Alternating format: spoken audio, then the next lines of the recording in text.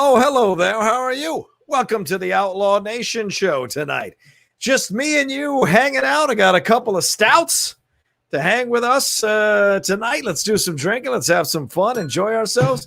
Got me a nice little modified glass. I don't even have a beer stein because my girlfriend threw away my Ravenclaw beer stein or encouraged me to throw away my Ravenclaw beer stein. She said, you went too far with that Ravenclaw shit. So it's not here. So we're hanging out tonight. There's no guest tonight. You are my guests tonight. We're doing a 3-hour Q&A tonight just as a thank you to the Outlaw Nation, but also as a way to kind of relax with all the madness that's been going on, all the craziness in the world, all the sadness in the world, all the tough stuff we've been dealing with over the last few weeks, really, but last few days for sure. With everything with Chadwick Boseman passing, with the number of passings that we had over the weekend, with the marches, with the protests, with the violence, with the anger, with the vitriol all over the world, I thought, why not just come and hang out with the Outlaw tonight? We'll do our thing. Hell, if you want, I'll even put on my cowboy hat. Hold on a second. Now I'll do some old school outlawing up in here. Let me take this out. Hold on. Let me put this on. Let's see here. What do we got? All right. There we go. And I'll put a little hat on. Yeah. There we go. Now we're doing a little outlaw hanging out for real here on the Outlaw Nation. I got this Black Mirror Stout hanging out with me. I don't even know what the flavor of this thing is. It's barley wine ale rich with notes of toffee and dried fruit, presented in darkness. Yes, it's barley wine, rich with notes of toffee and dried fruit, presented in darkness. That's what it says, as Charlie Murphy might say. Darkness. Ha ha. Have y'all remember that Dave Chappelle sketch? Let's see how many of y'all are hanging out with me tonight here. Good to see everybody up in here. Let's see. We got Shane St. Laurent. I got Haskell's ruling in here. Luke Skywalker. Nice. Appreciate that. Bagel Boy, Jay Scotty for real. Jay Scotty straight from his attic. I appreciate that. Chris Taylor's up in here trying to take people's money in that Outlaw Nation Fantasy Football League. Let's see who else we got. The Outlaw Nation's up here. Send in your questions and comments through Streamlabs. YouTube takes 30% off your donations. That's right. So partners, 30% off. So I appreciate if you just send in your Streamlabs. Now you can send in your Super Chats. That's just fine. But they're going to take 30%. But if you send it regular in the Streamlabs, they don't take anything. It goes strictly to me, which goes directly to you because it allows me to build more things in here for your enjoyment and your pleasure. Darren Wright's up in here. What's up, Darren? How you doing, my man? Andrew Hale up in here as well. Let's see. The Big Enchilada, Ambling Soul, Shane St. Laurent. As I said earlier, he is rolling up in here as well. Bagel Boy. What's up, Bagel Boy? Good to see you. DGMC, Alan Smithy. Good to see you. Jim Sandelin, John Mauk. So many fun people already rolling in through Skater for Greatness. I think that's what that means. Skate for greatness. Respect, yeah. Corey Cameron's up in here. Jeremy Miller and MK Songbird. That's it for right now. Now I'm opening this stout here. Now, I don't know what's going to happen tonight. I don't know how many of y'all are going to join me tonight. I don't know how many of y'all are going to hang out with me tonight. But we're going to start and ask, answer any questions you got. Send in your Streamlabs. Send in your Super Chats. Those of you who can't do that, maybe put in your questions in the chat. And if it's really interesting, I'll absolutely give it an answer. Why not? We're here for 3 hours. Might as well sit back and enjoy ourselves.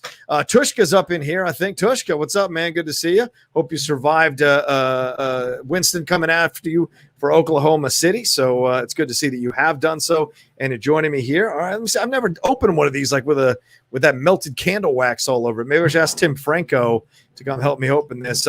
If you're a $10 and above patron on the Outlaw Nation, I think either Andrew Hale or Sean Barreto is my producer on the show. They're going to put it in the Discord chat, the link to this video, so you can come in and ask your question live of me early on in the process here. I'm making a lot of noise. I apologize, but I got to open this thing because I want to start drinking early. Jay Scott Friel says you should run it under hot water. Jay Scott, do you see a faucet behind me? Do you see a faucet behind me, Jay Scott? I'm just asking you. Ben Rayner says I should save the Western Voice for $20 or more Streamlabs. Done and done. All right, the Western Voice or Trump. My Trump impersonation, which people seem to be loving on SEN, That does not come out until you donate $20 or above in the Streamlabs. And thank you all for joining. Oh, it opened up nice. Oh, that is sweet. That is so sweet. Smell that. All right, I'll put some ice in the glass to chill it a little bit. Ooh, listen to that dink. Listen to that dingle. Dingle-dangle. Let's hear it again. Oh, all right. Let's pour it out. Oh, yeah. Oh, yeah. Look at that. I know I'm no Mark Riley with my wine. He's highfalutin hanging out in wine country. I'm down here on the prairie in the Outlaw Nation, hanging out on the fence, drinking my stout. Yeah, I got my little wine glass with ice cubes in it. So what? I'm still a man, damn it. I'm still a cowboy, damn it.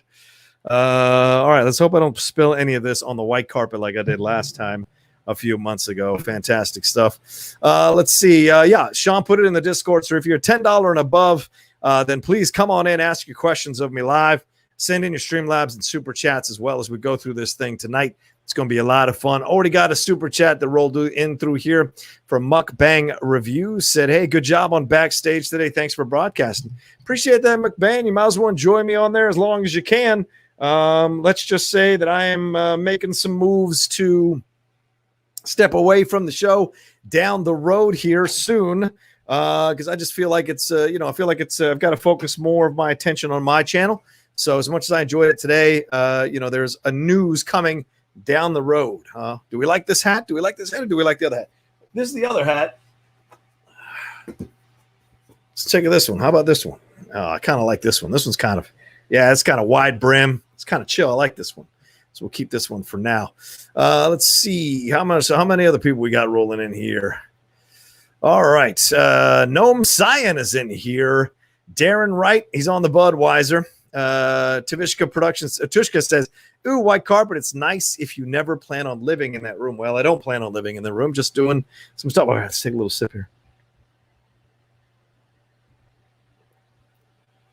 Oh, fantastic. Oh, that's good. Jonathan Charles wants to know where I get my hats from. I get them from, I got these from Boot Barn because I can't spend $350 on a hat, for God's sakes. So I went to Boot Barn. They had a nice sale going on. I got me a couple of hats for less than $70. So pretty cool stuff there. Also, there was a white hat that was really nice. It was from the George Strait collection. That's right. Check yes or no. And if I had gotten that hat, it was $120. Not sure as hell wasn't paying $120 for a white hat for sure. Tushka says, I spent over 8 hours working in that room. I'm living in a cowboy. Yeah, respect. I appreciate that. Let's see here. Who we got? Oh, PC donated, said, cheers, Outlaw. Are you on Untapped? What does that mean, Untapped? I don't know what that means. Untapped. Is that a new thing now? People are donating to Untapped?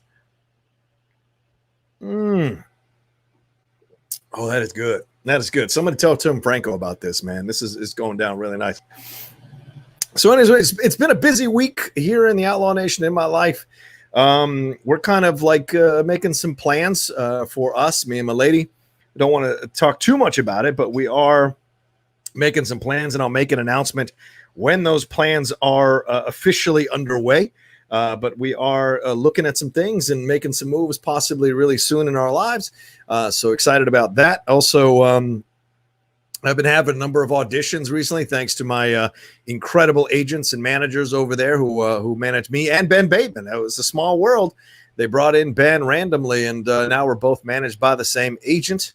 So as if we don't compete enough in the Schmodown, maybe we'll be competing on occasional auditions for the same roles. Won't that be funny?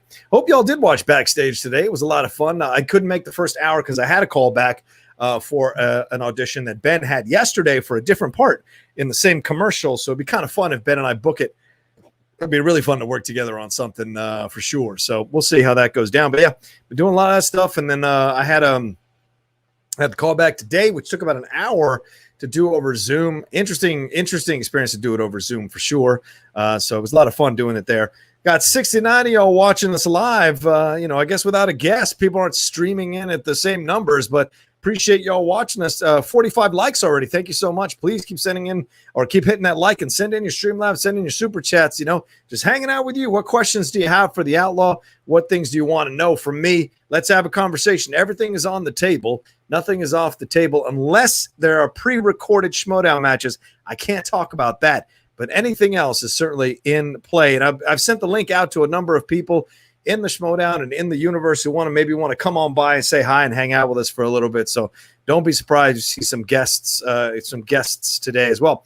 Mukbang Review says, what did you think of Silverado from 1985? I love that movie. Danny Glover was great. Can you ride a horse? I can. Contrary to Josh McCouga's claims, I can ride a horse. I've ridden a horse 3 or 4 times, no problem. They can get a bit scary. Let me tell you something. If you've never ridden a horse, getting on one can be a bit scary, especially if you get on a big one. The guy my size, I got to get on a big one. Can't get on a pony. So you got to get on a big one. And the big ones, when they start to take off, man, it's really scary. Your balls start to shake, that's for sure. You start to worry for your life and figure out where the hell you go from there. So I had a good time doing that.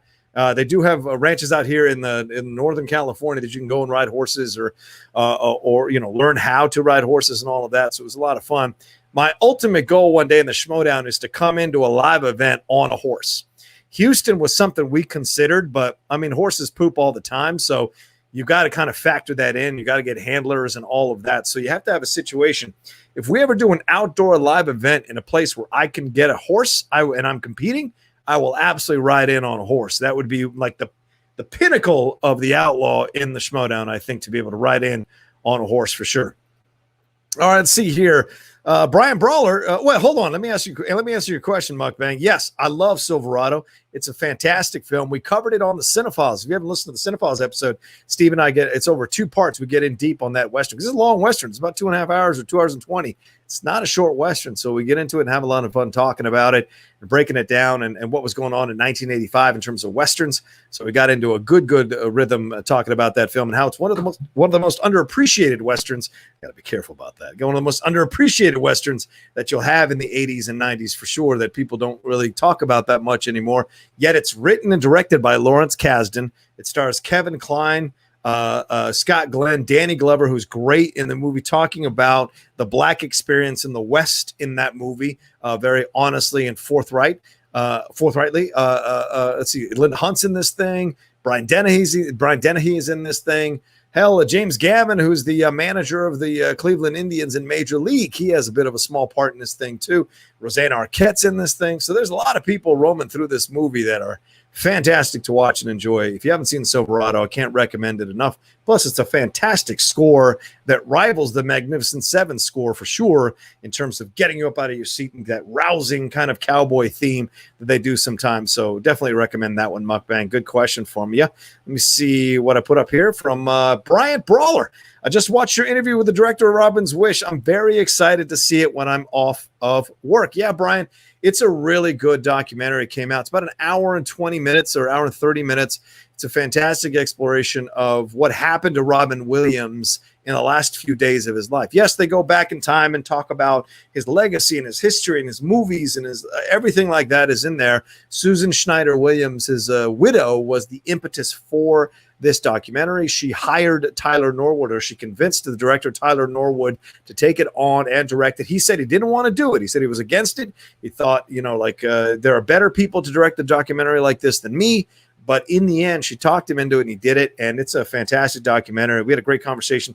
Him and Rick Overton. Rick Overton, you've probably seen him in a million things. Been acting since the 80s. And with Dinner, if you ever see Dinner with Schmucks, he's the guy that has that weird kind of octopus beard. He's a very, very funny guy, but he did a lot of improv with Robin Williams in the last few years of his life. So in that documentary, they kind of detail that as well up in San Francisco, up in Northern California. And they talk about what Robin went through, and they talk about Lewy body dementia, which is what he had, and how the numbers of people who are getting that are increasing at an alarming rate. And people need to be aware that these things are happening. These things are out there. So that documentary covers all of that and talks about what really led to his suicide. And it's not depression. It's not depression. There were other things that were going on related to the Lewy body dementia and that are in there. So if you want to go and find out more, you can do so when you watch the documentary. But definitely watch my interview too with him and Rick Overton. They were very kind to come on the Outlaw Nation and have a fun 25-minute conversation with me about their process in doing that show. All right, we've got about 93 y'all watching us right now. Thanks so much for joining me tonight. Hopefully we'll get a little bit higher, get about 200, 300 y'all watching here, hanging out with me. Like I said, any questions on the table, anything you want to ask, anything you want to know from me other than pre-recorded Schmodown matches, everything's on the table. Let's talk about it all. Let's have a little fun. We got 3 hours. Bring it on. Let's have a great conversation. As I keep drinking, we'll talk about more and more honest things, honestly, that's for sure. All right, let's see here. Mukbang Review sent another one. Thank you, Mukbang. Says, I know you can't talk Schmodown. Snyder said he was on Mount Rushmore, which is comical. Who is on Rushmore of Schmodown? Yes, you are. Well, we'll see. I always think my place on Rushmore is tenuous. It's always, is it, did I earn it from the belts? Because Kalinowski just got 4 belts. So is Kalinowski now above me? I don't know. But I feel like my legacy is cemented pretty firmly in the Schmodown. Maybe other people will come along and win more matches or win more titles or do whatever. But, there's only one Outlaw, and he originated the characters and everything going on with that. So I feel like I deserve my place on there. Certainly Dan Murrell.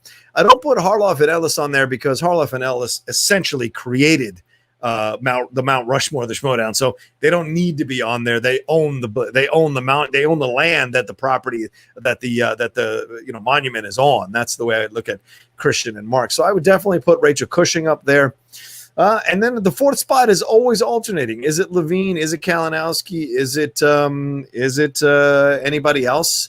I don't know. I mean, for right now, with 4 titles, I think you have to give it to Kalinowski. Yes, Sam had a dominant run for that time that he's on, but Kalinowski doing what he did in the IG situation to going all the way to the final of the IG tournament and then winning the tag team belts here recently, certainly got to give props to Kalinowski. Maybe he is on that for right now, but there you can make a case for Sam Levine. Certainly, if Ben Bateman takes advantage of the situation, beats Dan Murrell, becomes a 2-time Schmodown singles champion, beating Dan Murrell, that would be pretty incredible as well, and might give him some consideration for being on that Schmodown as well. Brian Brawler says, have you seen Crip Camp on Netflix? Crip Camp, sorry. It's pretty great, 10 of 10, very informative. I knew about the ADA, but didn't know about the camp.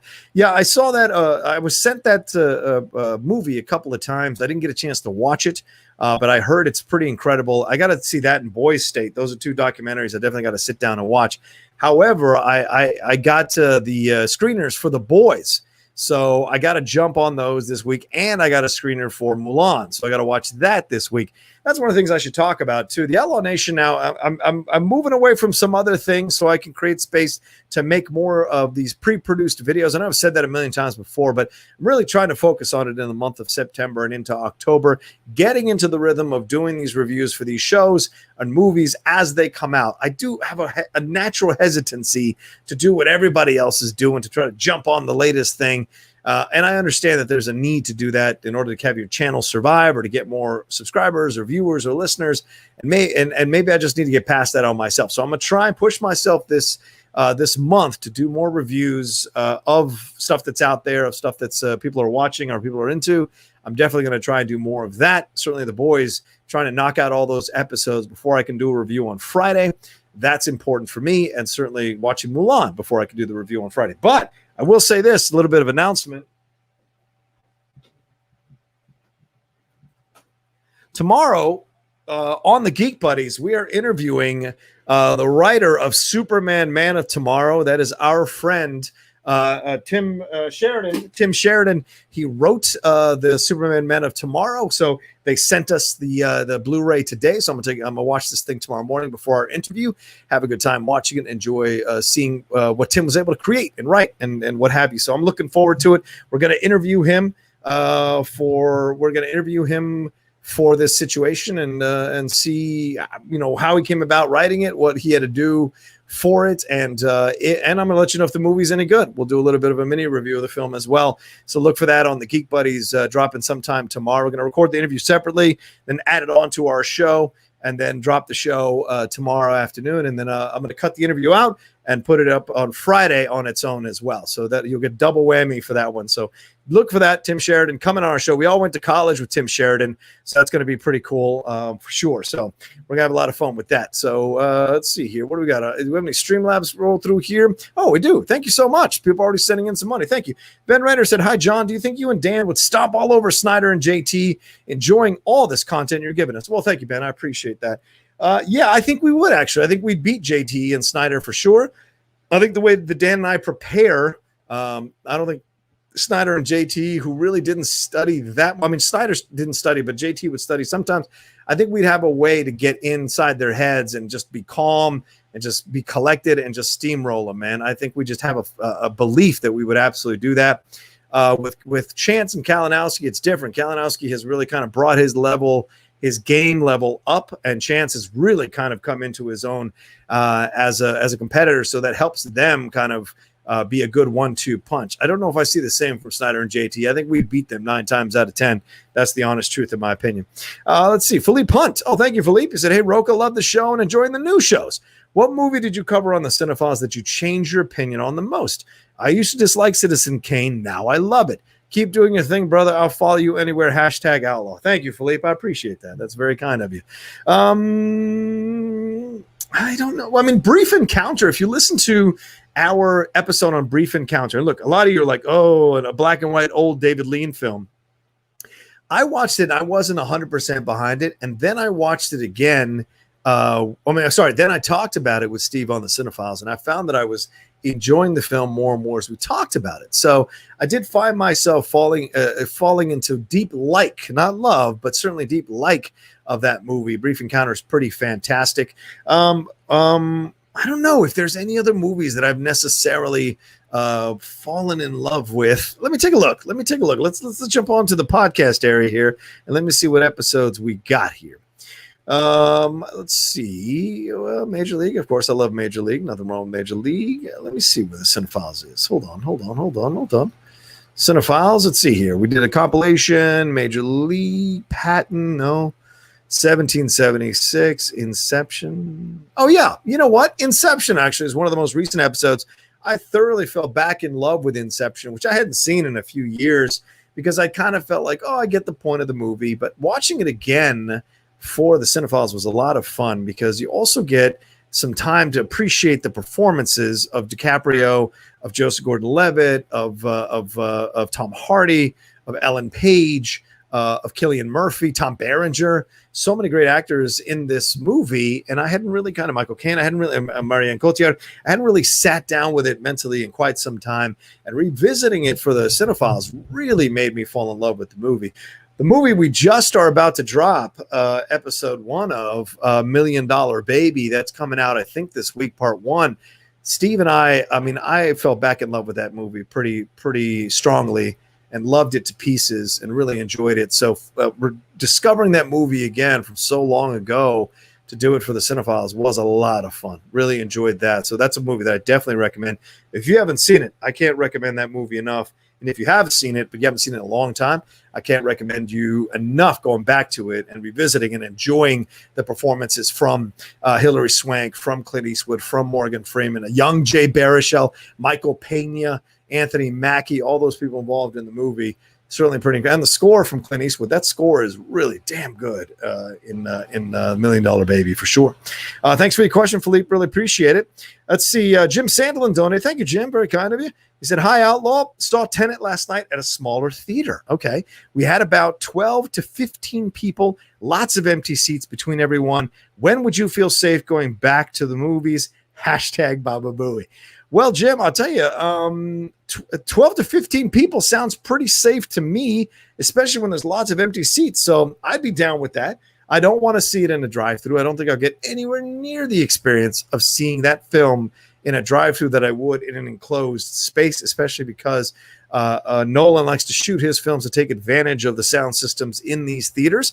So I think that's incredible that you got a chance to go see it and enjoyed it. And I would 100% recommend doing it that way, and I'd be down to do it. And maybe I'll talk myself into a drive to Vegas to see that movie. Maybe I'll convince my fellow geek buddy Shannon McClung and maybe even Michael Vogel to take a 5-hour drive up into Vegas to watch that and New Mutants, and then kind of hang out at the casinos, maybe make some money, and then come back the next day. We'll see. It's certainly a possibility. We've kicked it around. I may even do it by myself. I may even go by myself. Maybe I'll bring my lovely lady, and she'll just hang out by the pool enjoying herself in Vegas while I watch the movies and shoot my reviews for it. That's certainly a possibility. So I'm down with that. But yeah, appreciate it, Jim. Thanks so much for the donation. I appreciate that, for the support. Let's see, Mukbang, you sent another one. Let me go back to the stream here and bring it up. Mukbang, there you are. You said, I love the Geek Buddies show, man. How long or new is it? I've seen like 5, but you guys have chemistry. Do your Geek Buddies compete in the Schmodown? No, they do not. The Geek Buddies, Michael said it's not his bag to compete in the Schmodown, and Shannon has said his recall isn't as strong as he sees other people. He's come to see a couple of my matches. He was there, Shannon was, when I beat Dan Murrow for the title. So he was there and saw my reaction and everything like that. It was so great to see him there. It was fantastic. But yeah, overall, I would say this is a situation where they won't get involved in the Schmodown necessarily. You never say never, but for right now, it feels like it's not their bag. But as far as us together, the 3 of us have been friends for 20 years.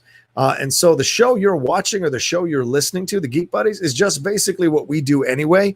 Every week when we hang out or talk about whatever, or what we used to do at Comic-Con, we drive down, have fun conversations about all this stuff. So we've always been kind of into movie news, into geek news, into doing our own reviews for ourselves about movies. You know, we've challenged each other. Back in college, I ran a movie club where I would show one movie every week for people to come and enjoy. So there was always that kind of thing. There was a lot of fun between all of us.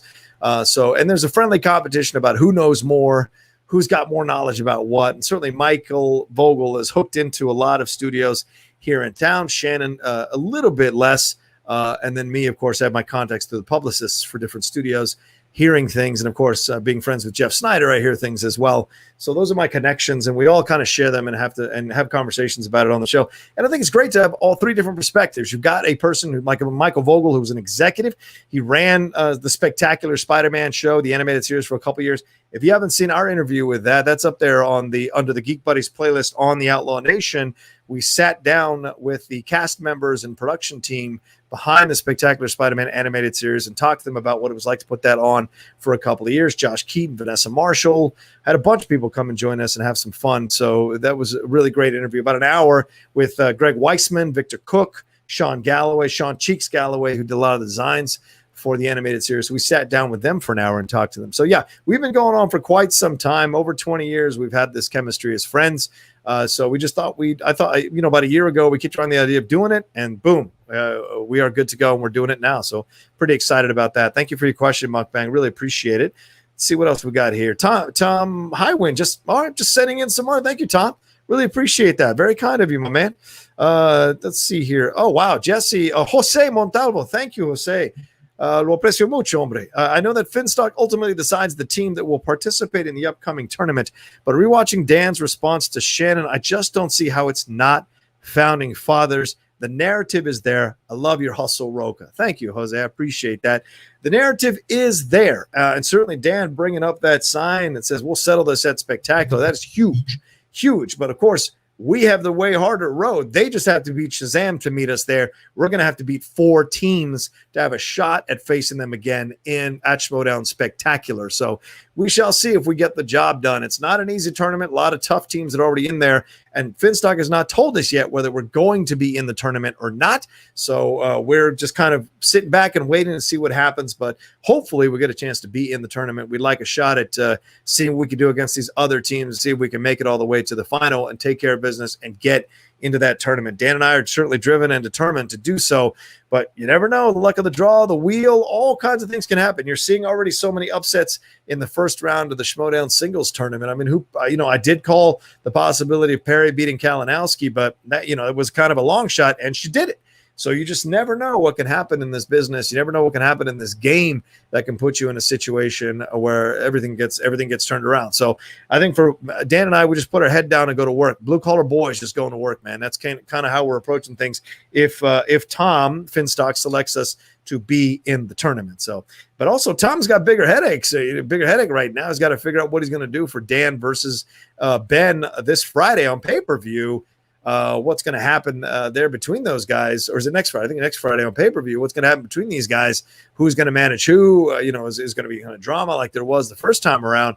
We shall see. We shall see. So I look forward to that. But thank you, Jose. I appreciate your question. Thank you very much for the compliment. And yeah, I'm hustling like crazy, man. I was 2 questions away, dude, from beating Ethan and then from retaining our tag team titles. We were 1 question away in each of those situations. So right now I'm hurting big time in my mind that I can't seem to get a W here in this virtual space as a competitor. I'm not sure why. Maybe competing in my studio doesn't work for me. Maybe I need to compete someplace else. I'm not sure what it is, but it's not working for me right now. So I appreciate that, Jose. Thank you very much for the donation. Very kind of you. Keep them coming, people. Keep those Streamlabs and Super Chats coming. Really appreciate it. It's a fan Q&A with all of you. Going to start bringing in a couple of people live who are waiting to talk to me as well. Let's see if we got a stream. Okay, we got a Streamlab came through from AD 3356. Says, hi, John. It's Adrian from the UK. What's up, Adrian? Thanks for staying up, my man. How could you wear that shirt in front of a Manchester United fan? LOL. Hey, man, it's my boys. What do you want me to say? It's my boys. Anyway, what do you think of Roman Reigns becoming heel and joining with Paul Heyman and becoming Universal Champion again? Hate the shirt. LOL. Thanks. Well, don't hate the shirt. I got this from a patron of mine who sent the shirt in. It's very kind of them to through my wish list. I do have an Amazon wish list. I've put it up in the Discord. It should be there saved on one of those rooms. I'm not sure which room, but it's up there on the Discord. If you ever want to kind of look at that list and send me anything, I make it available for people to do that. So Andrew Hale, I think, sent me this, and it was very kind of him to do so. I like the shirt, love the shirt, so I'm happy to wear it. As for this, yeah, I love the fact that Roman Reigns went heel. We've all been waiting for him to make the heel turn. He's a good heel. He's got the long hair. He's got the mustache and the beard, the goatee. All of it works so well. The tats, all of it, and aligning himself with Heyman really works. And now all of a sudden, all these people who are heels become face. You kind of switch everything around.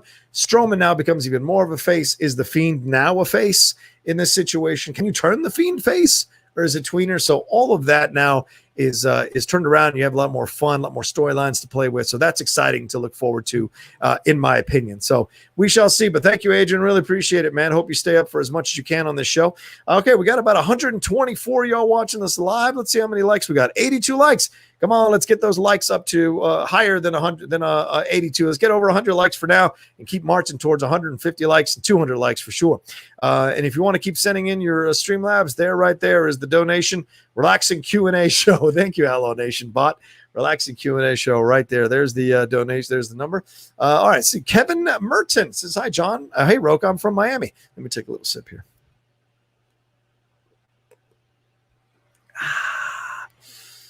You gotta love the stouts, man. All right. Hey, Rocha, I'm from Miami, and I'm loving the NBA playoffs so far. You should be if you're from Miami. What's your prediction for the Heat-Bucks series after Game 1? My prediction of the Heat-Bucks series is my prediction before the series even started. I think the Miami Heat are going to upset the Milwaukee Bucks. They are playing like a team. Milwaukee is playing like they're relying on Giannis and Middleton to show up. And Middleton sometimes tends to shirk away from the bigger games. And watching Bam Adebayo push around Giannis after Game 1, I'm even more convinced that the Heat have what it takes to beat the Bucks. Plus, I will trust in a vacuum. I will trust Eric Spoelstra over Mike Budenholzer any day. The fact that all these articles came out after Game 1 saying, why isn't Budenholzer putting his top defensive guy, Giannis, on Jimmy Butler? Why is he doing the same thing he did last year that got them knocked out of the playoffs, not making these defensive switches or in-game changes that help a team win a playoff series? So I trust Spoelstra, who's been to the mountaintop numerous times with his teams, to figure out how to unlock this Bucks situation and win. Today, Celtics beat the Raptors again. The Celtics are now 6-0 in the playoffs, undefeated, and they are 5-1 against the Raptors. They have the mental edge on the Raptors, man. When you have that kind of advantage to yourself, you can relax and play ball. They were down 21 points in the third quarter. Then Marcus Smart got hot. Kemba Walker showed back up again after missing for 3 quarters, and they took care of business and beat those Raptors again. And there is no home court advantage. There is no flying to Toronto to now take on Miami. They're all in the same bubble. So they're all going to play, in this situation.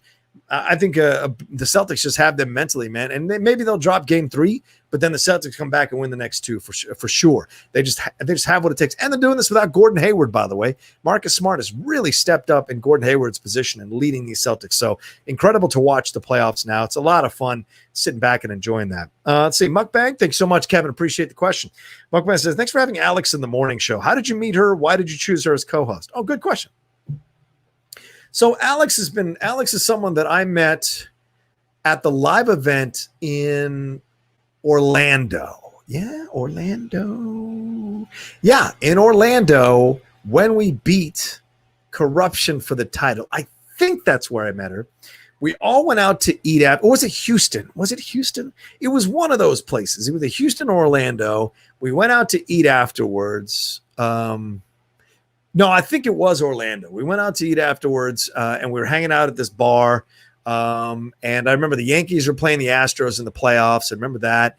And I remember that they were all the Action Army people were on one side of the bar. And by the way, that was when Action Army and I were not getting along at all. Remember, I called him out in my promo after we won the belts. You know, I called him out in my promo. And so we weren't getting along that well. They come over, or I come over there because Jake Iacobetta really kind of talked me into walking over there. And I met him. I met his mom. I met a couple other people. And then Alex was there. And Alex at this time, I didn't know who she was. She was hosting a show on the Action Army YouTube channel. And she seemed really nice. But she also said to me, I'm supposed to hate you because that's the induction of being an Action Army member, is that you're told to hate Rocha. So that really kind of put me off about things there. And then eventually when I revealed that, some of the Action Army people kind of took a look at themselves, took a look at how they were doing things, and kind of reevaluated things. And we've had a great relationship ever since. And Alex has been someone who I've enjoyed talking with when I get a chance to talk to her. So there was a moment where I felt like the channel itself was kind of stagnant. There was issue that I felt the channel was just attracting only a certain clientele, and we weren't kind of getting to the next level. So Alex and I were talking on Facebook chat, and I was mentioning her the issues I was having with the channel, and I felt we needed to attract even more people to the channel. What could we do? And she goes, well, your channel is a little too male oriented. And I was like, oh, okay. I didn't think that was a big deal because, I mean, Action Army is run by the two dudes there with Ben and Andrew Guy. I don't mean they run the Action Army, but they are support. You know, it's the Action Army crew, and Ben and Andrew. So I didn't think it was an issue. But she's like, well, they have more women involved and stuff. And I was like, oh, that's a great idea. So I said to her, would you be interested in becoming my special guest and eventual co-host of the Mornings with the Outlaw show? And she goes, are you really asking me?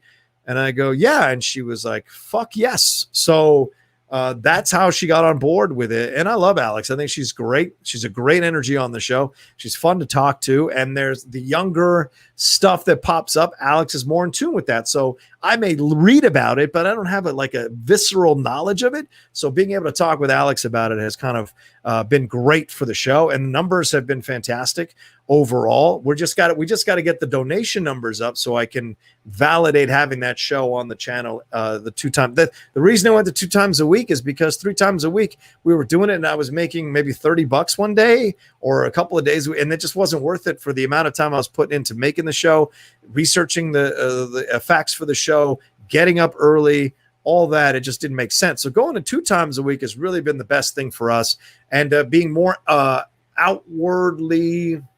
outspoken about needing to have the show supported from the fans, that has led to some positive results overall. So Alex is great.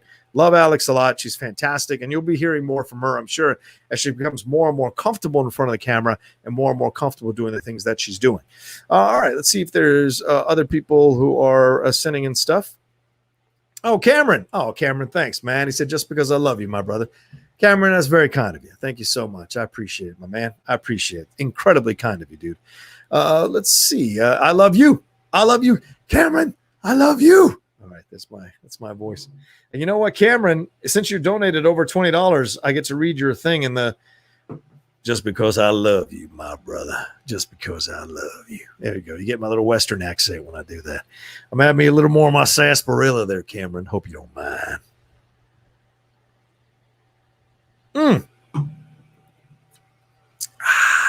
Fantastic. Thank you, Cameron. Really appreciate it, brother. Let's see here. Kevin sending some more. He said, to add, Giannis said that he's afraid of going one-on-one against Jimmy. Did he say that? I would be surprised that a league MVP would admit that he's afraid of going one-on-one against a team, a good player on another team. That would surprise me. So I can't 100% take your word for it, Kevin, but if you can send me a link, I will look it up, and then I will say, you're absolutely right. And that's surprising to hear an MVP say he doesn't want to go one-on-one against another team's best player. Everybody should be measured by that. 156 Impulse says, hey, John, I'm sorry I'm late. I made dinner for my mom, and it was great. Well, that's good. I like that you know how good you are as a cook, man. Respect to you there, 156 Impulse. And shout out to your mom. I hope she's doing well. Hope she's recovering from what she was experiencing. So a lot of love to her. Sending you a lot of love as well, and hope you're keeping it together for yourself. Hope you're taking walks when you need to take walks. Hope you're putting it all in your head and being chill and finding the good spots for you to kind of relax and put yourself in the right frame of mind. So much love to you, man, and thanks for chiming in. Really appreciate it. Keep your Streamlabs, the Super Chats coming here. Let me check over Streamlabs one more time, and then we'll jump over to, okay, no more Streamlabs right now. So let's bring in our first live guest, one of my patrons here, Jay Scotty, for real. For real. So that means there's a Jay Scotty somewhere for fake. That's what that means. So a faux Jay Scotty for real. What's up, dude? How are you, man? Doing good. Good to see you. You know, they say imitation is the most sincere form of flattery, so I'm sure there is a fake Jay Scotty somewhere out there, you know? There's got to be, right? Yeah, I would imagine so. What's going on, man? How are you tonight? I'm doing pretty well. Thank you. How about yourself? Enjoying the stream so far. Thank you, man. It's a much needed break from the madness of the world. So I'm hanging out with you all. You know, the reason I love doing the live shows, bro, is because I get to touch base with you guys. And it's really important for me to do that. It feels like I'm with my crew, man. So I appreciate you guys letting me do it. And I appreciate everybody who's joining me tonight for sure. Agreed. Always love to be here. So I wanted to do something a little bit different. Okay. I don't want to ruin any future sponsorship opportunities for you, so I'll kind of play this slowly. But I did manage to pick up this board game that is movie related, and I thought maybe we could just play a little bit. It's a pretty simple game. Holy shit! You want to play me in a movie trivia game? No, it's not movie trivia. It's all right. It's going to be you pitching a movie based on some parameters. And I want to give a shout out to Cinema Gorilla in the chat. Me and him have kind of been going back and forth on the Discord. Okay. All right. So basically the way this works is I have a character card. Yeah. I've got a plot card. And then I've got a note card. So basically, however you want to do this, I'll let you, if you want a couple passes, and then you have to take it on the third one, but basically you have to combine a plot card and a character card, and then you're going to give me a pitch, and then somewhere during your pitch, I'm going to interrupt you with a note, okay? Okay, all right. So let's start with your character. So, okay. The card here says, interior, dirty apartment, a divorced dad trying to reconnect with his kids. How's that sound? Okay. You want to stick with that? Right. Yeah, let's stick with that. All right. So moving on to the plot. Okay. So tries to save their small beach town from a monstrous seal. Yes. You want to stick with that? Yeah. All right. So your pitch, your movie that you're pitching here, to go over it again, is the interior is a dirty apartment. Hold on. I'm writing this down. All right.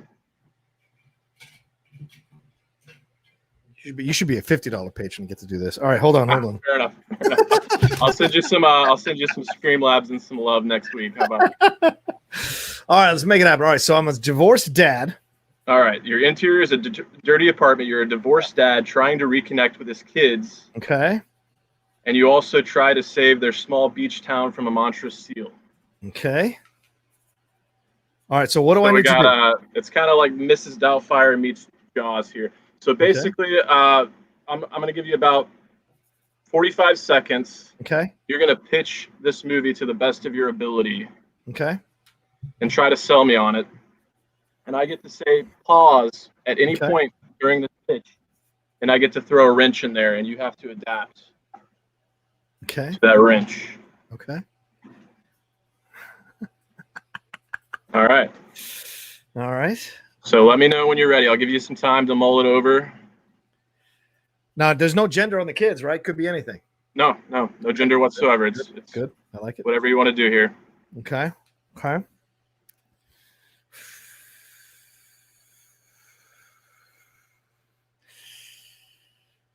Okay. All right, you ready? All right. And now what's the point of the pitch? I'm going to pitch the movie overall with this. Is that what it is? Correct. You want to make a movie that you think myself and the viewers want to see. All right. Okay. Go for it. All right. Gentlemen, thank you so much for seeing me. I've got a great pitch for you. An incredible film here. It is called The Seal That Almost Ate Pittsburgh. It's an incredible film. I've got Tom Hardy lined up to play Dave Jenkins. He's a divorced dad who on the weekend that he has his kids and he's trying to reconnect with his kids because he has been kind of an absentee dad because he's a former marine biologist who was way too deep into caring for the animals that he forgot to care for his own family. Well, while he is in this city of Beluga in Pittsburgh, he is attacked by a seal. His family is attacked by a seal on a boating trip. We want some really cool 3D scenes for this. What can we make pop out at the crowd?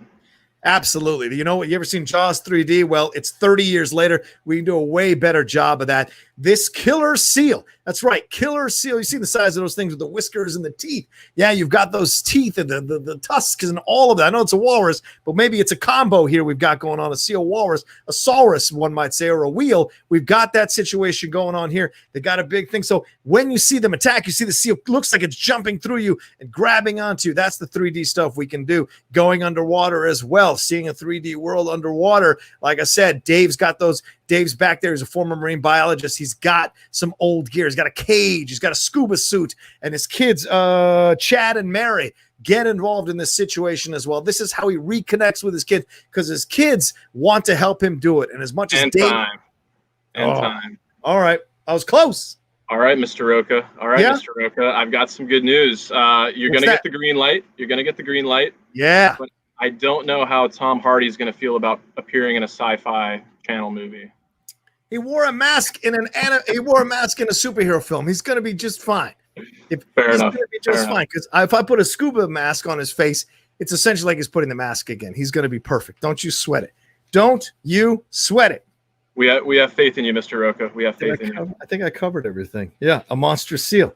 What's the name of the seal? That's what I should have come up with. Not a bad call. Sealy is a little too on the nose. I like that. Sounds like a Wes Anderson and YTT Jermaine Clement mashup. I appreciate that. I like it. We'll get Kanye to do the soundtrack. All right. Thanks, Jay Scotty. Yeah, I appreciate you entertaining me. It was fun. Appreciate it, man. Any questions? Any other questions, or are you good? No, I took enough of your time here. Let somebody else in. All right. Always fun. Thanks, Jay. Good to see you, man. Take care. Respect. All right, there's Jay Scotty for you, one of my favorite guys who's been rolling through here. One of my favorite patrons, rather. Ben Rayner says Oscar winner. Yeah, Oscar winner. Absolutely. A-Dog says he gets paid $20 million. He'll do anything you tell him. That's for sure. So let me see. We got some super chats that rolled through here. I want to make sure I get everybody. If you're a $10 and above patron, Sean Baratow has put the link in the Discord there for you to come in live and ask me questions. In about 10 minutes, we're going to put the link in there for other people to come in live and for you all to come in live. We'll put it in the chat, but please don't stop sending the Streamlabs in the super chats. Like I said, everything is funded through your help of the channel. So even though I may be answering your questions, maybe do me a favor. And if you got something to spare to send or to support the show, send that in and ask your question live. You can do both. So give me some love in that way. Let's see where we at here. Mukbang sent another. Thank you, Mukbang. He said, who are the special secret guests? Now, if it's secret, if I tell you, it's not so secret. I think you and Snyder were terrific together. Would be the same in Schmodown. He was trying to steal you from Merle. Crazy. Yes, he was. Absolutely, he was. I've sent the link to a few people. I don't know if they have time to stop by, but I hope they do. I'm a big fan of some of these people, and hopefully they take a little bit of time to roll on through and hang out with me tonight and answer any questions you all might have about hanging out with me. if you want to come in. All right. We might even get Kaiser and Smets. I'm kind of kicking around that possibility to them too. So we shall see. Let me see who else I've got rolling through here. Oh, yeah. Come join me on my 3-hour live stream for a few minutes. Let's see if he'll do it. I'm sending in the link to a bunch of people, see if they'll come in live, and I'll ask questions of them and see. Let's see, maybe a old friend from way back when.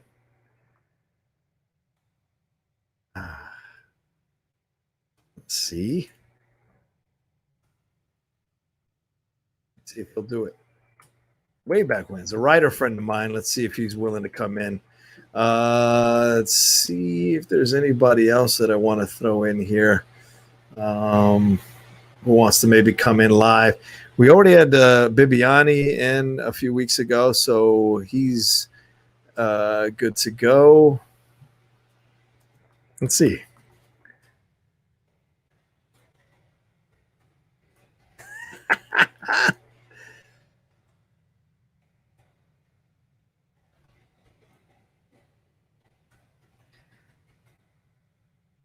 All right. It's all right. Send in the link to a few people. All right. Let's bring in. Let's see here. We got Mukbang. I think you and Snyder were terrific. Yeah, you already read that. Thank you, Mukbang. Appreciate it. Definitely a possibility. You know, he tried to lure me away, but Dan Merle's my boy, man. There's no way I'm walking away from him. No, I tried to get Winston. Sorry, brother. Winston's working on a number of things, so I'm not going to be able to get Winston. I appreciate, though, you wanting to touch. You're going to have to wait. Not everything you want is yours, pal. Not everything you want is yours when you want it. Learn, as they said in Princess Bride, get used to disappointment. Okay. All right, Brennan, let's bring you in, man. What's going on? Hello. Man? All right, just a simple question. Okay. If you lived in Star Wars, what planet would you live on? I would absolutely live in Cloud City, man. Is that a planet? Like Bespin's the planet, right? So yeah, and the solar system, but Cloud City's pretty cool, man. I imagine it's up there in the clouds, which is awesome. Then you got Lando Calrissian running things, which is pretty cool. I imagine if you don't like fall foul or on the wrong side of the law, you can pretty much live your life pretty chill. And Lando's the last person that's going to be like pretty stringent on you if you break the law, considering he's a big time lawbreaker himself. So he'd be a little more of a lenient judge if I was to do anything nefarious on that planet. I feel like, don't you? Yeah, that's a good place to live. I think I'd have a little house on Naboo. On Naboo, okay. I'd have a summer house in Tatooine. Oh, is that right? And a little penthouse on Coruscant. Why do you hate grass? Why do you hate any kind of vegetation? No, I'd live on Naboo. That would be my primary residence. Okay. Because why would you summer in Tatooine? Summer house in Tatooine because I like the heat. Oh, okay. Fair. Yeah. I respect that. I'm going to take this hat off. It's getting hot. And have a nice little apartment on Coruscant. Because I don't like living in the big city, but visiting it, I don't mind. You're cool with visiting the big city. I respect that. So that's all I got. Thanks, Brendan. I appreciate it, man. It's always good to see you, brother. Yep. Good to see you. See you tomorrow when we on our hangout. All right, let's see who we got. Who else we got here rolling through? What the hell? I didn't know that. Okay, so shout out to Brendan. He won his first trivia match with Full Metal. Respect, Brendan. Congratulations, man. I hope that's knowledge we can put out on the air. I hope Tushka didn't reveal something that was pre-recorded. You know how those guys are. You know how those people are sometimes. All right, hold on. Let me see if I can bring. Who's a Max Film Boy? Who's this? Max Film Boy. Who's this? Is this anybody? He's got the link. All right, I'm going to take him out. Because he didn't say anything, so I'm going to take him out. Let's see if we got any more. Okay, Outlaw Bot donated. What? Outlaw Bot? Thank you, Outlaw Bot. Really kind of you. He said, life is not about getting in trouble or being busy. Life is about being kind and enjoying what God created. That's just what we do in Oklahoma City.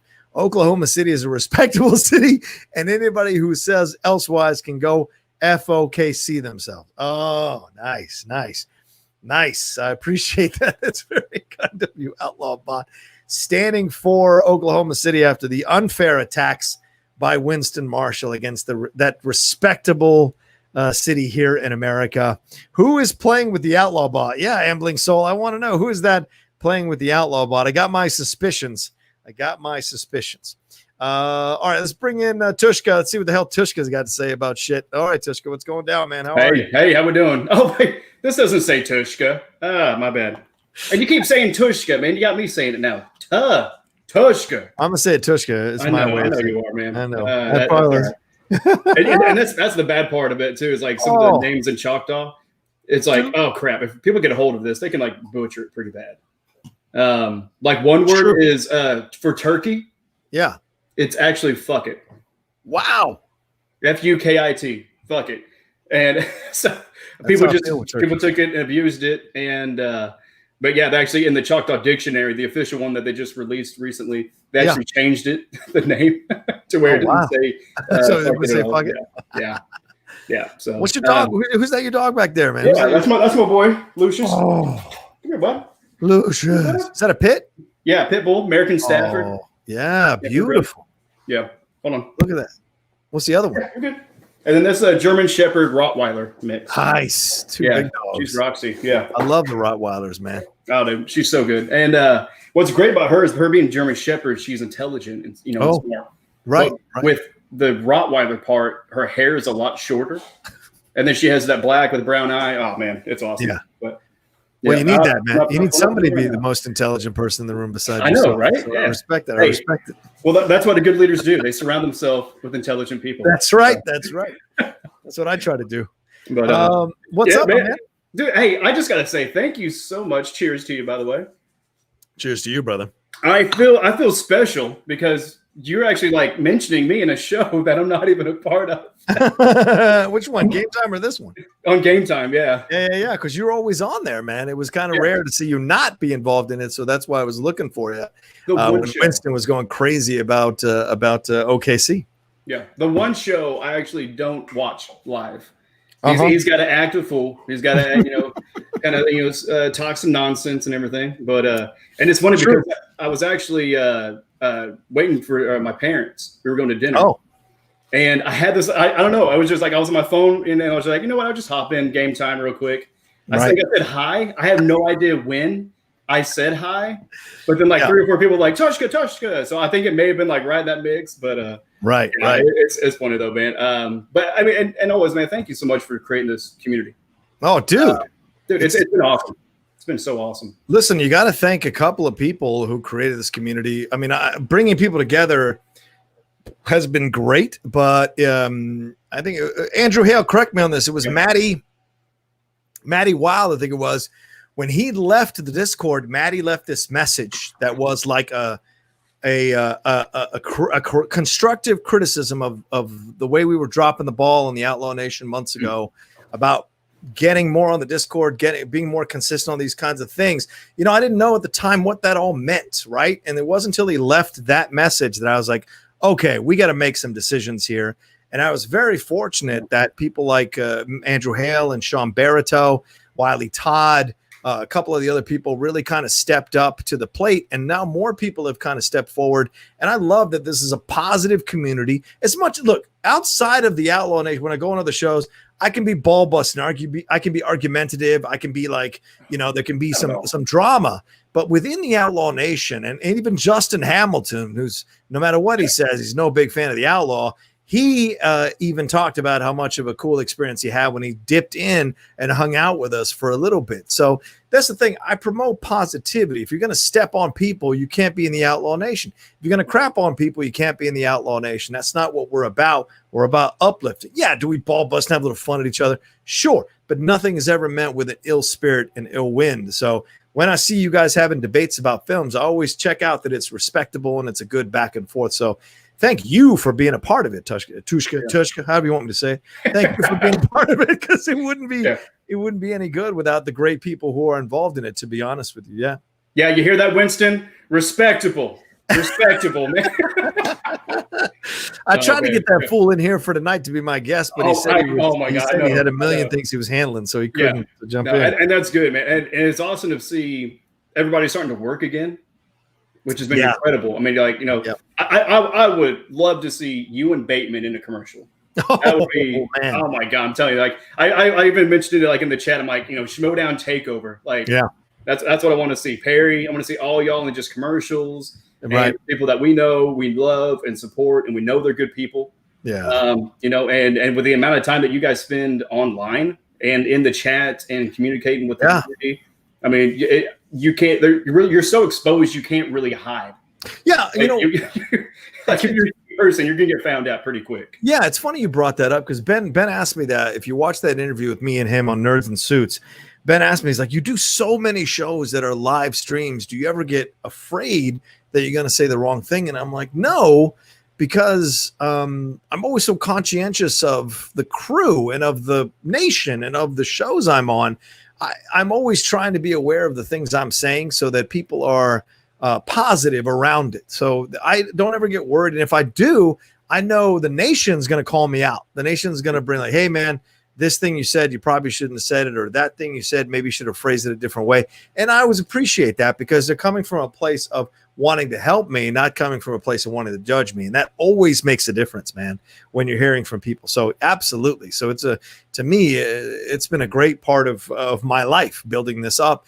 And one of the reasons that we're looking at moving to a new place is so that I can have a little more space because I spend so much time in here. I want to build and create more for the Outlaw Nation. So it keeps building and bringing in new people and, coming up with new content.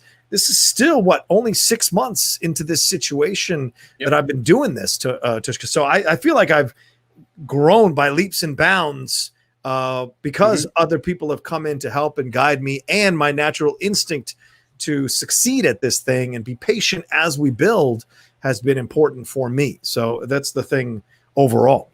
Yeah. I rewatched, I think your first stream. Oh, Jesus. From your phone. You know what I mean? It was like, oh man, humble beginnings. Humble beginnings. For sure. But that one has 31,000 views. So I mean, I can't argue that. So, you know, I think if I jumped on it correctly in January, I'd be in a way better position than I'm in now. But you can't do anything. You can't go backwards in time. Yeah. You can only deal with what you've got going. And I had to go through my process in January so I could develop what I'm developing now. Exactly. So it's just like, it's all a process, man. Well, hey, I want some visual record of this. Mm-hmm. Because I always wear a hat. Oh, okay. Here we go. I'm gonna show y'all my hair because I'm actually in my pit stains. Let me show my pit stains.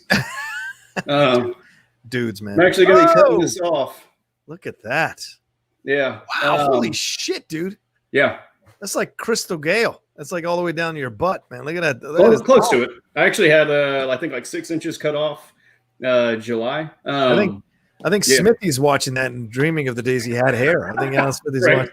We're going to the Barbarian, and then I'm like, oh yeah, let it out. Yeah, the Barbarian. Yeah, he's great with his hair. But I love it, man. Well, no, I'm actually gonna be cutting it off. Oh shit! I've had several family members and friends pass away this year. Oh, I'm sorry. And then with COVID, not COVID related, but also with COVID. I mean, we're just mourning as a nation, and it's more of a Cherokee tradition than other tribes, but. Choctaw, we do the same, but I'm actually just going to cut it off, man, and just basically it's normally you would cut a lock off and bury it with them, right?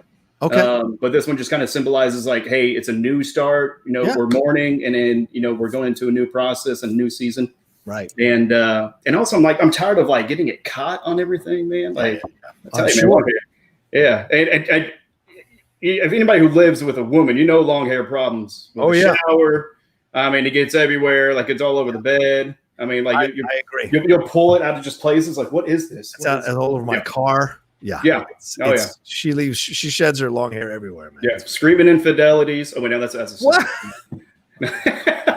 No dashboard. I'm just kidding. Nope. I don't know what you're talking about. I don't know what you're talking about. I'm just having a good time living my life. But hey, brothers, hey, congratulations. Cheers to another year. And more, and so excited to kind of really be a part of the community and be a part of this trip, man. I'm learning a lot from you, and you're inspiring not just me but a lot of other people to really step out boldly and to chase their dreams and everything. And so appreciate you, man. It's very Much kind love. of you, man. Thank you, Joshua. Much love back to you, brother, man. Thank you for being a part of it, dude. Good to see you. And this is how you salute, Bateman. That's right. Please don't get me started on that Action Army salutes. Don't get me started. As a guy who served for 8 years, I have to, because I love Ben. I can't be critical of him in those moments. But it does. Awesome. It does hurt to watch. Everybody gets it, and like even Jake is like, I know, man. We've had the talk. Yeah, right. All right. Good to see you, Joshua. Take care, man. Okay. Give love to those dogs for us, please. Definitely, man. Definitely. Look at those beautiful things. I love it. They're awesome. So much fun. All right, let's jump on to some more Streamlabs or super chats here. Let's see. Mukbang Review says, are you really doing 3 hours today? Hell yeah. Have you ever owned a dog? I did. Which was best and why? Mine was an Australian Shepherd, smart and loyal. Yeah, we owned a dog way back when. My brother, he got a dog for us. Little small dog. Her name was Fuji. She was with us for a long time and then passed away from stomach cancer, about 10 years of it. It was pretty painful. My brother was the one that took her to get euthanized or to whatever it is, to put her to sleep. And I know that's one of the most harrowing experiences you can have when you love a pet. But she was great. She was so much energy, so much fun. Pooped all over the place, though. Pooped all over the place. So we had to kind of constantly be picking up after her in the house, and my dad would get insanely mad. I know I would get occasionally would get upset when I'd step in it because I didn't know she had done something in the carpet. So that was always terrible because you had to clean it up and then you had to clean up the carpet, which was really annoying. But she was fantastic. When she started losing her teeth and what have you, we knew we were getting close to the end with her. So, but she was great. She was so great. We never got another one.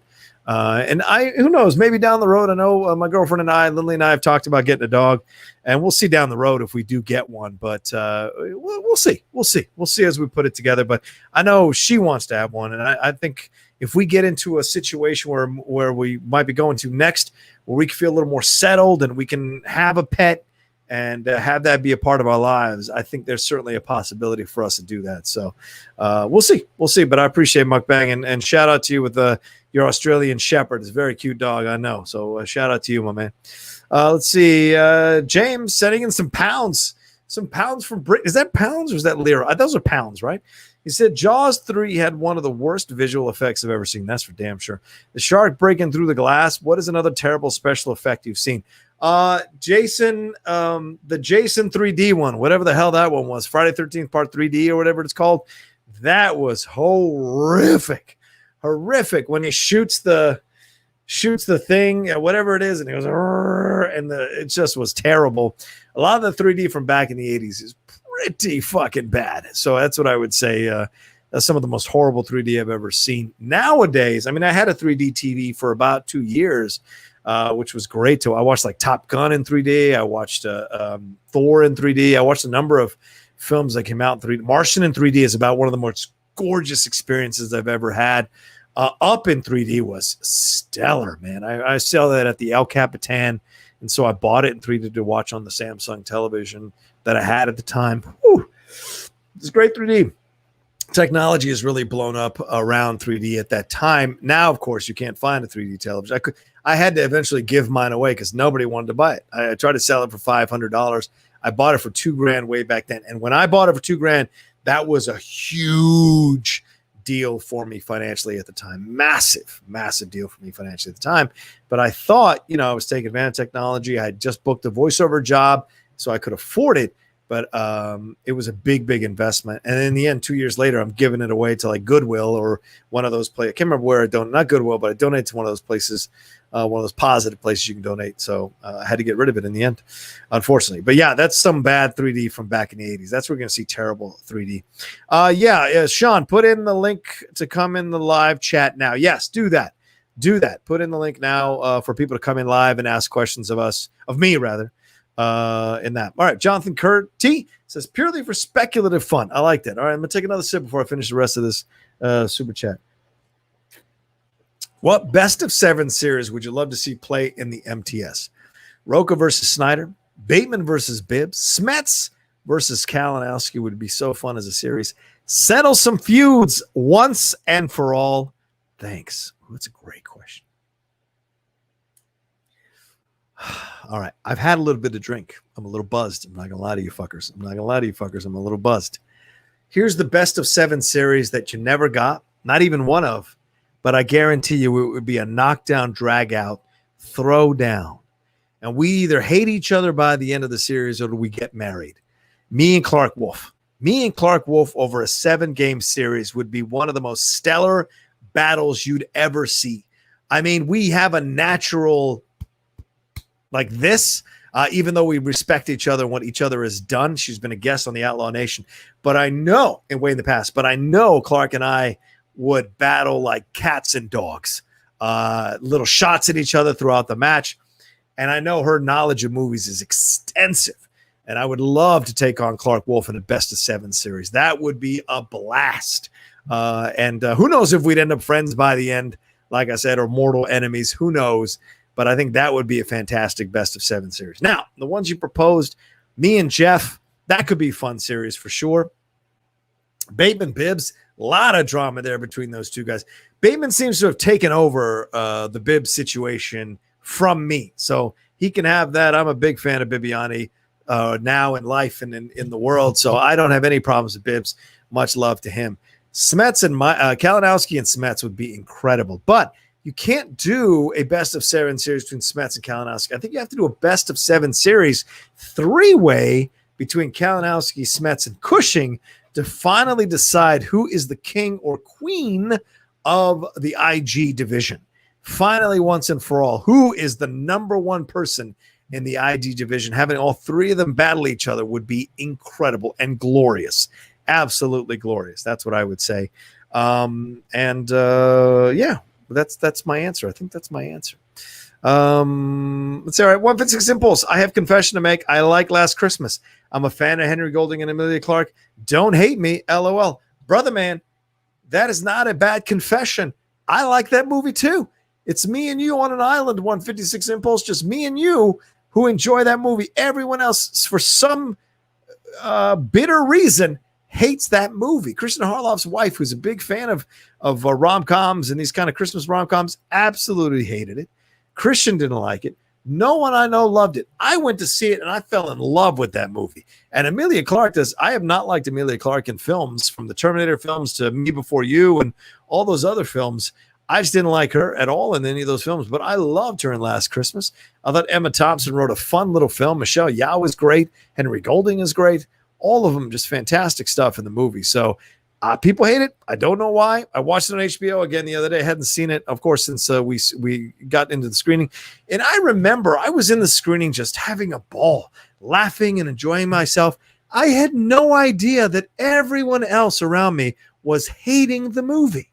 It shocked me afterwards to see people's reviews. And I'm like, was I the only idiot laughing and enjoying this movie and thinking it was the sweetest thing ever? Craziness, absolute craziness.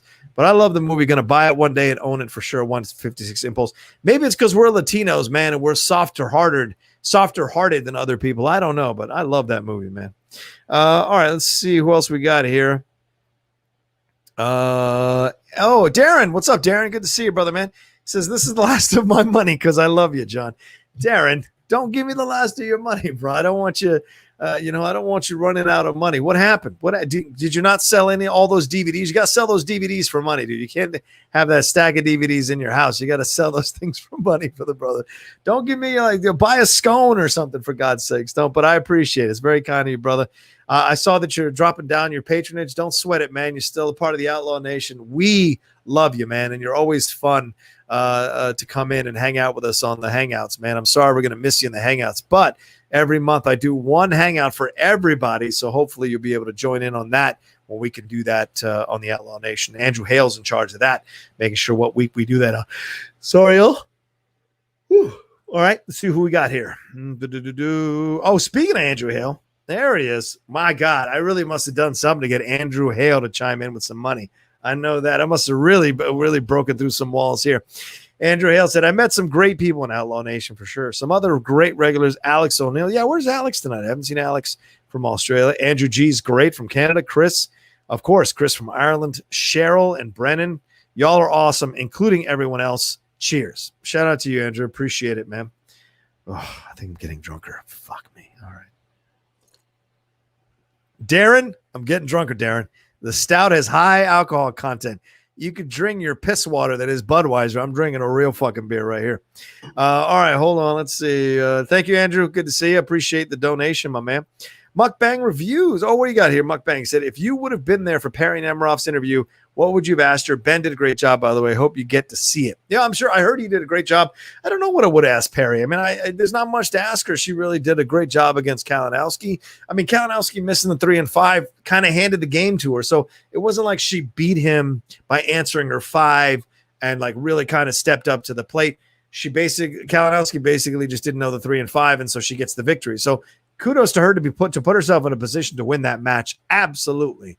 So I would have probably asked her like how nervous she was before the 3 and 5 or what have you, if she was going to be able to answer those questions. That's probably what I would have asked her, what her preparation was like, what she was focused on, what categories she wanted to really land, what she put on the wheel.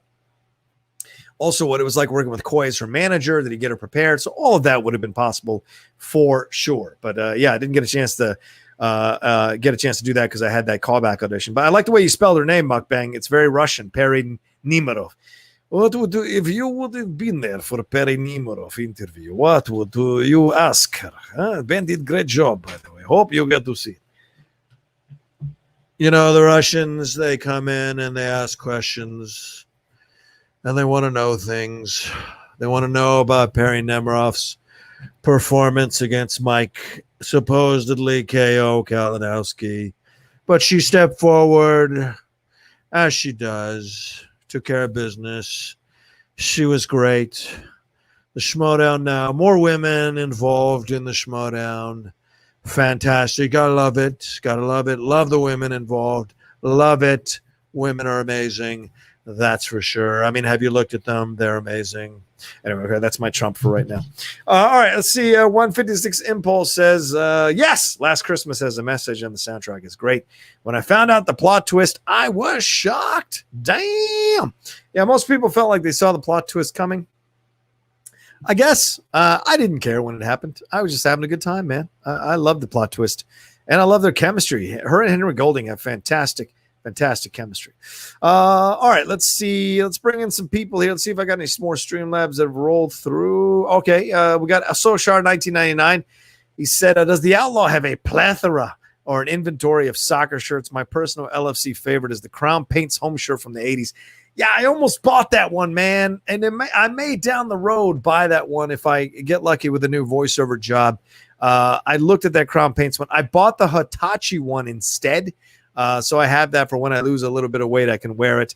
He said, I love the Nigerian World Cup one in 2018. Shout out to the BBC's World Football Phone-In podcast, the best out there. Okay, I'll subscribe to that one.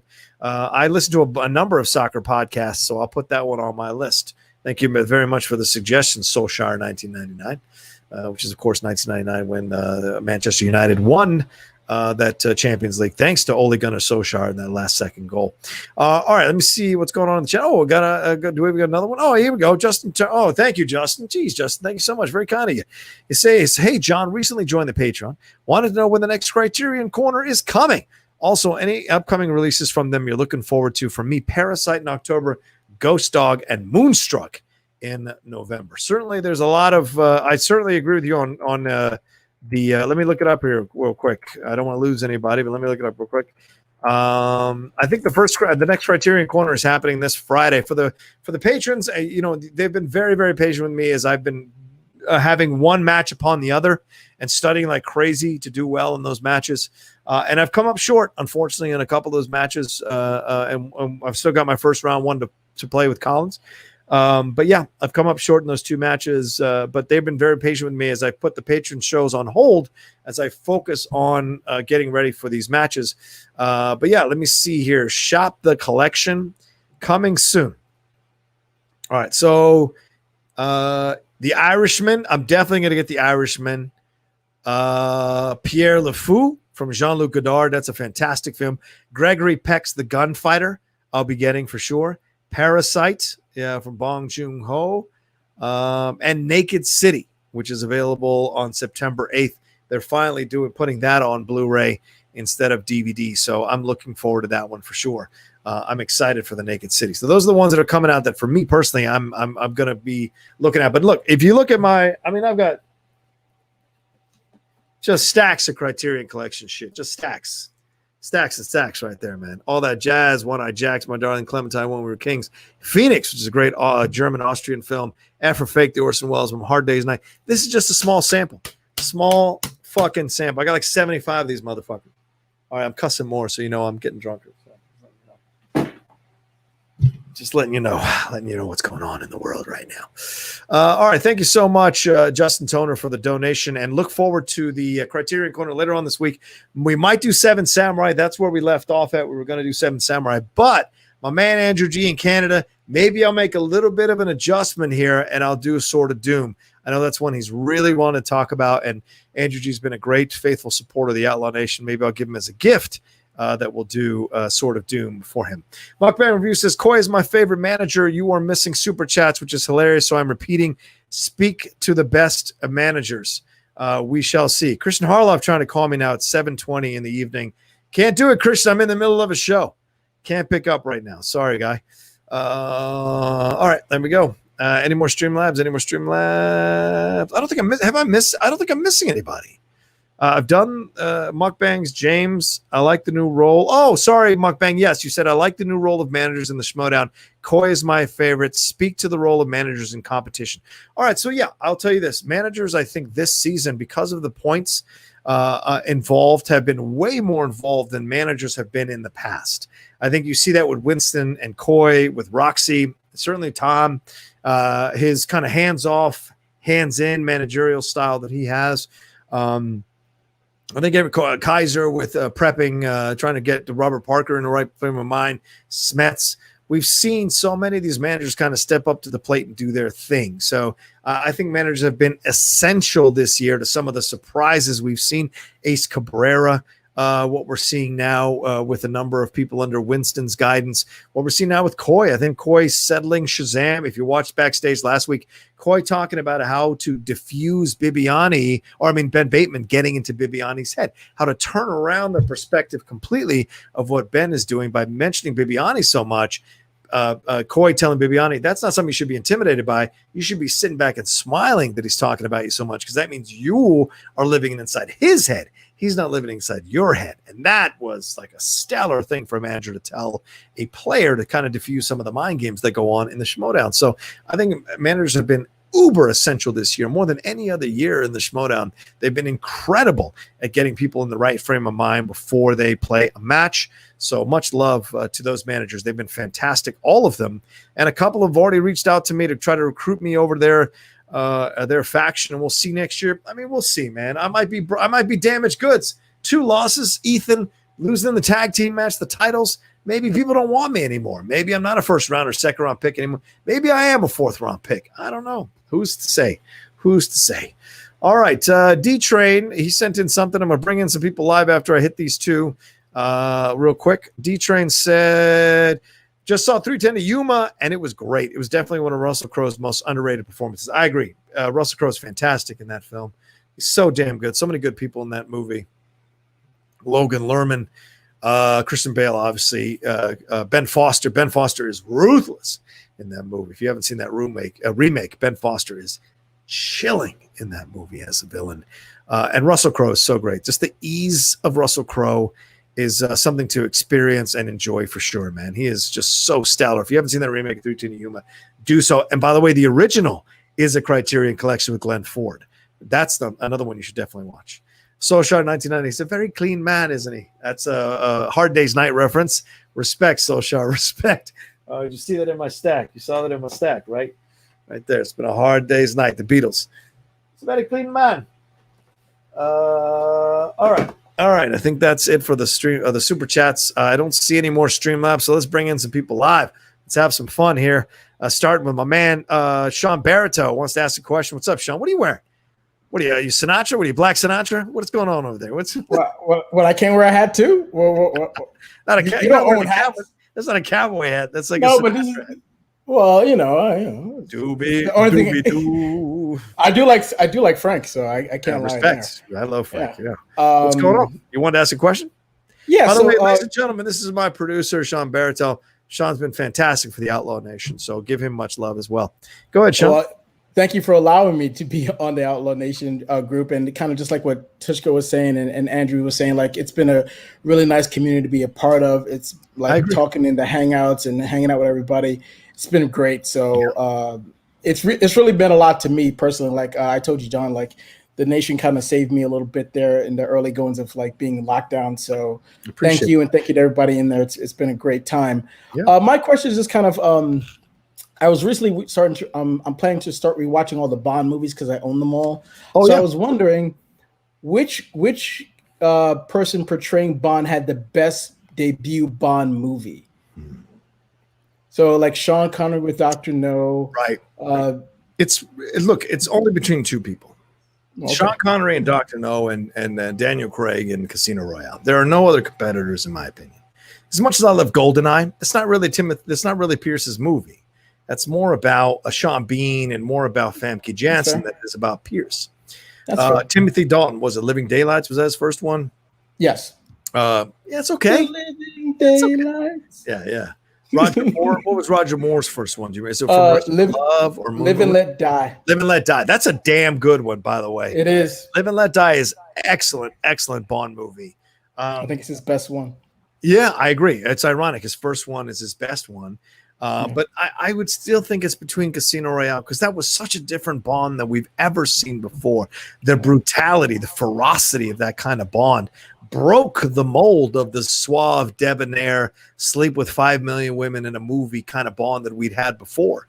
But I don't think you can stop Sean Connery. There is no Bond franchise without Sean Connery's incredible work in Dr. No, and it was that's how you debut a character. If Dr. No had debuted and it had done nothing, we wouldn't have heard from Bond probably for a long time.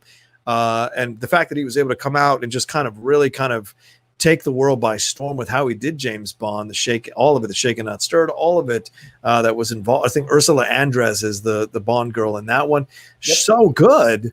I studied Bond just in case somebody put it on the wheel. But maybe. I thought he was going to put it on the tag team champ. I thought he was going to try to do us a swerve, so we studied some Bond. But he's so good at that it's hard to kind of not pick Sean Connery. You got to give props to Daniel Craig was able to do, but Sean Connery is the man, dude. So I would say Sean Connery is the answer, in my opinion, because we wouldn't even have a franchise if Sean Connery did knock it out of the park with the first movie.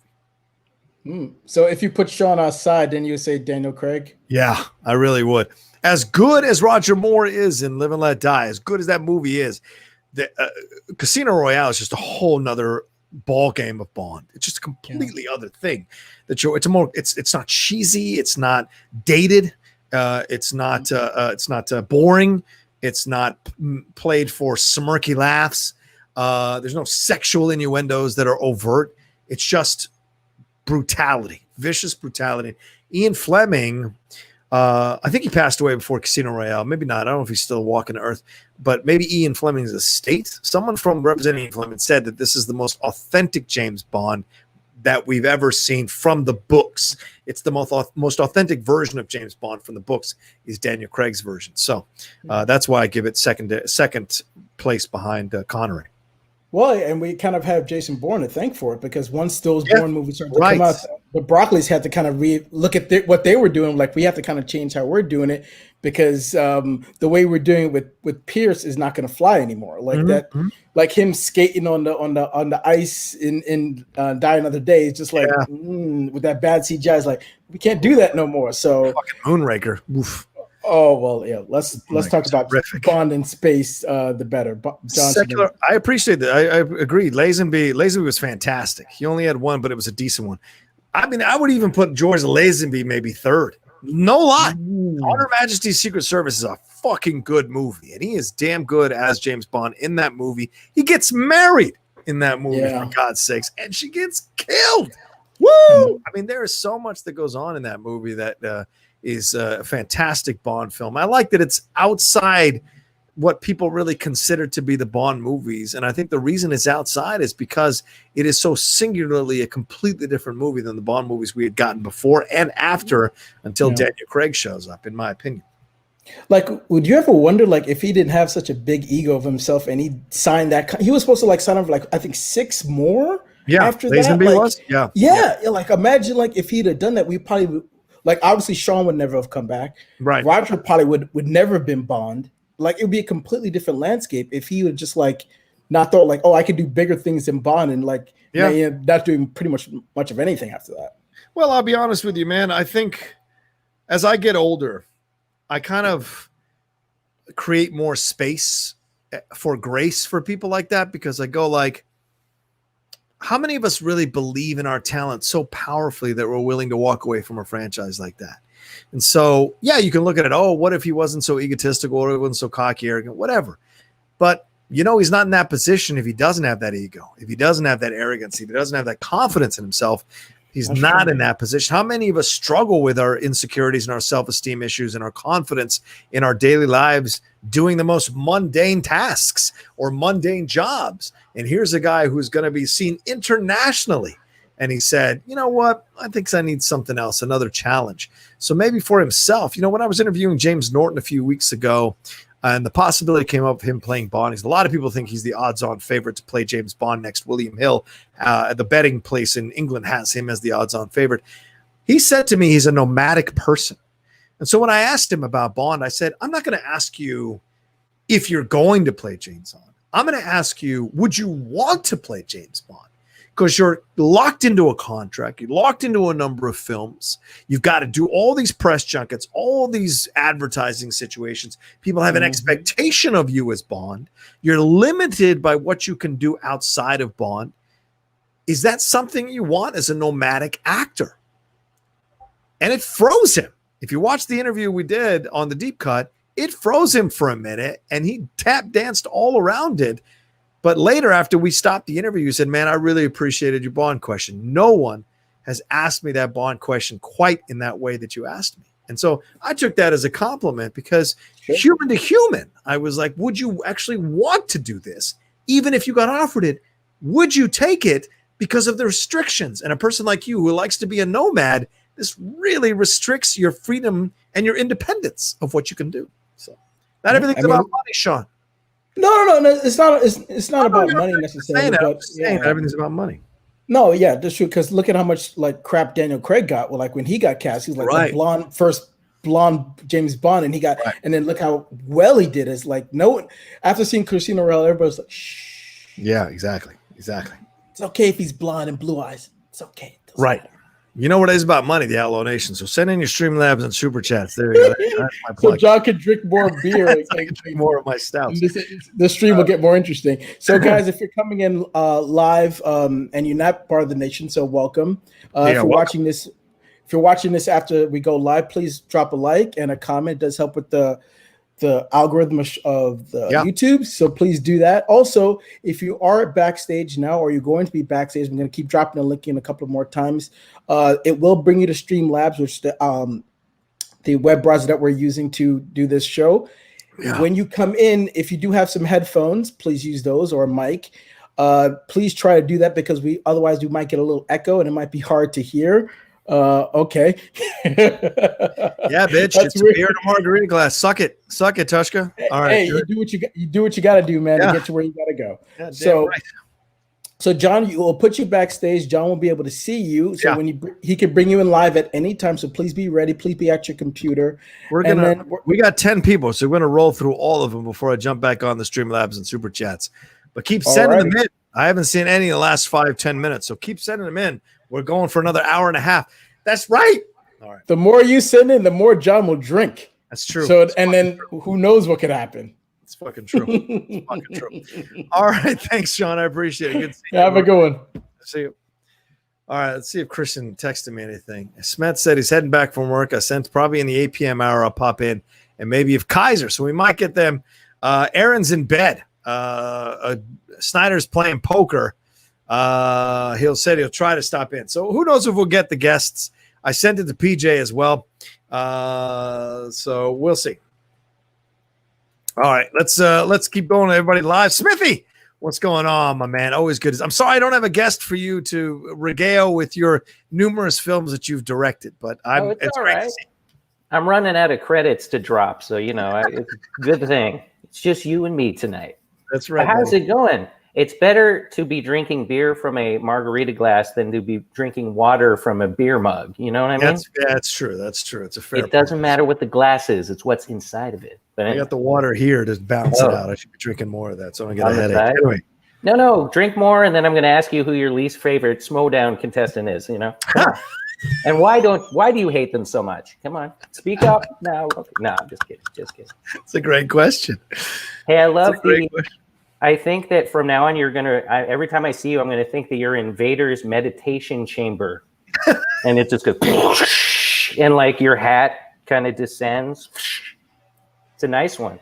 That's my boy right there, Vader. Oh, shit. Oh, hold on. Uh-oh. I spilled some. Damn it, I knew that was going to happen. Smithy, entertain the folks. I'll be right back. So anyway, I've been hired briefly for the next 30 seconds by John Rocha to regale you all with some fantastic conversation. Really have not much to. Hey, have you guys seen Lovecraft Country yet? That show is an excellent show, and you should check it out. It's on HBO. It's got a lot of big monsters. They're all slimy and frightening. It's just what you need on a Tuesday night. And other than that, you guys watching the Schmodown matches lately? I mean, my goodness, today's match blew my mind. I'm not going to give you any spoilers, but there was some great kind of smack talk going on and some mind games. It was excellent. I'm sure you all watched it and were rather impressed. Anyone out there heard any good jokes lately? No? All right. Never mind then. But anyway, hopefully tonight we'll get Kevin Smets might come on and Kaiser, and maybe Snyder will put the poker chips down and come by. He doesn't drink anything, so it's no fun, but whatever, he can have some water. It's okay. Anyway, I love the match on Friday. I mean, I love big character work, as you guys can see. You've never seen me answer any movie trivia questions, so I'm all just about, oh, wait, he's coming back. Oh, no, he's still, there you go. Sorry, I want to guarantee you, Rocha, there was no dead air for even a second while you were gone. I made sure that you didn't lose any views. I feel like you're lying to me completely. No, you'll watch it later. Just check the chat. I'm sure they're like, what is this idiot babbling about? Yeah, this is where your stand-up improvisational skills come in. I like that. All right. Keep going. I was asking questions, but no one was answering, so it's tough. I'm on the other side. I'm not in the live chat world anymore. So. Oh, okay. Talk to me. What's the question?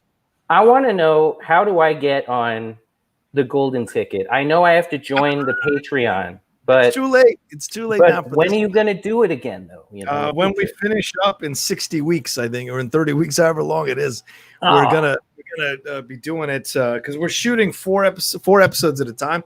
We had 60 patrons want to be a part of this. Insane 60 patrons at the $10 level who were excited to be a part of it. So we shot the next 4 episodes the other day, back to back to back. It was a blast.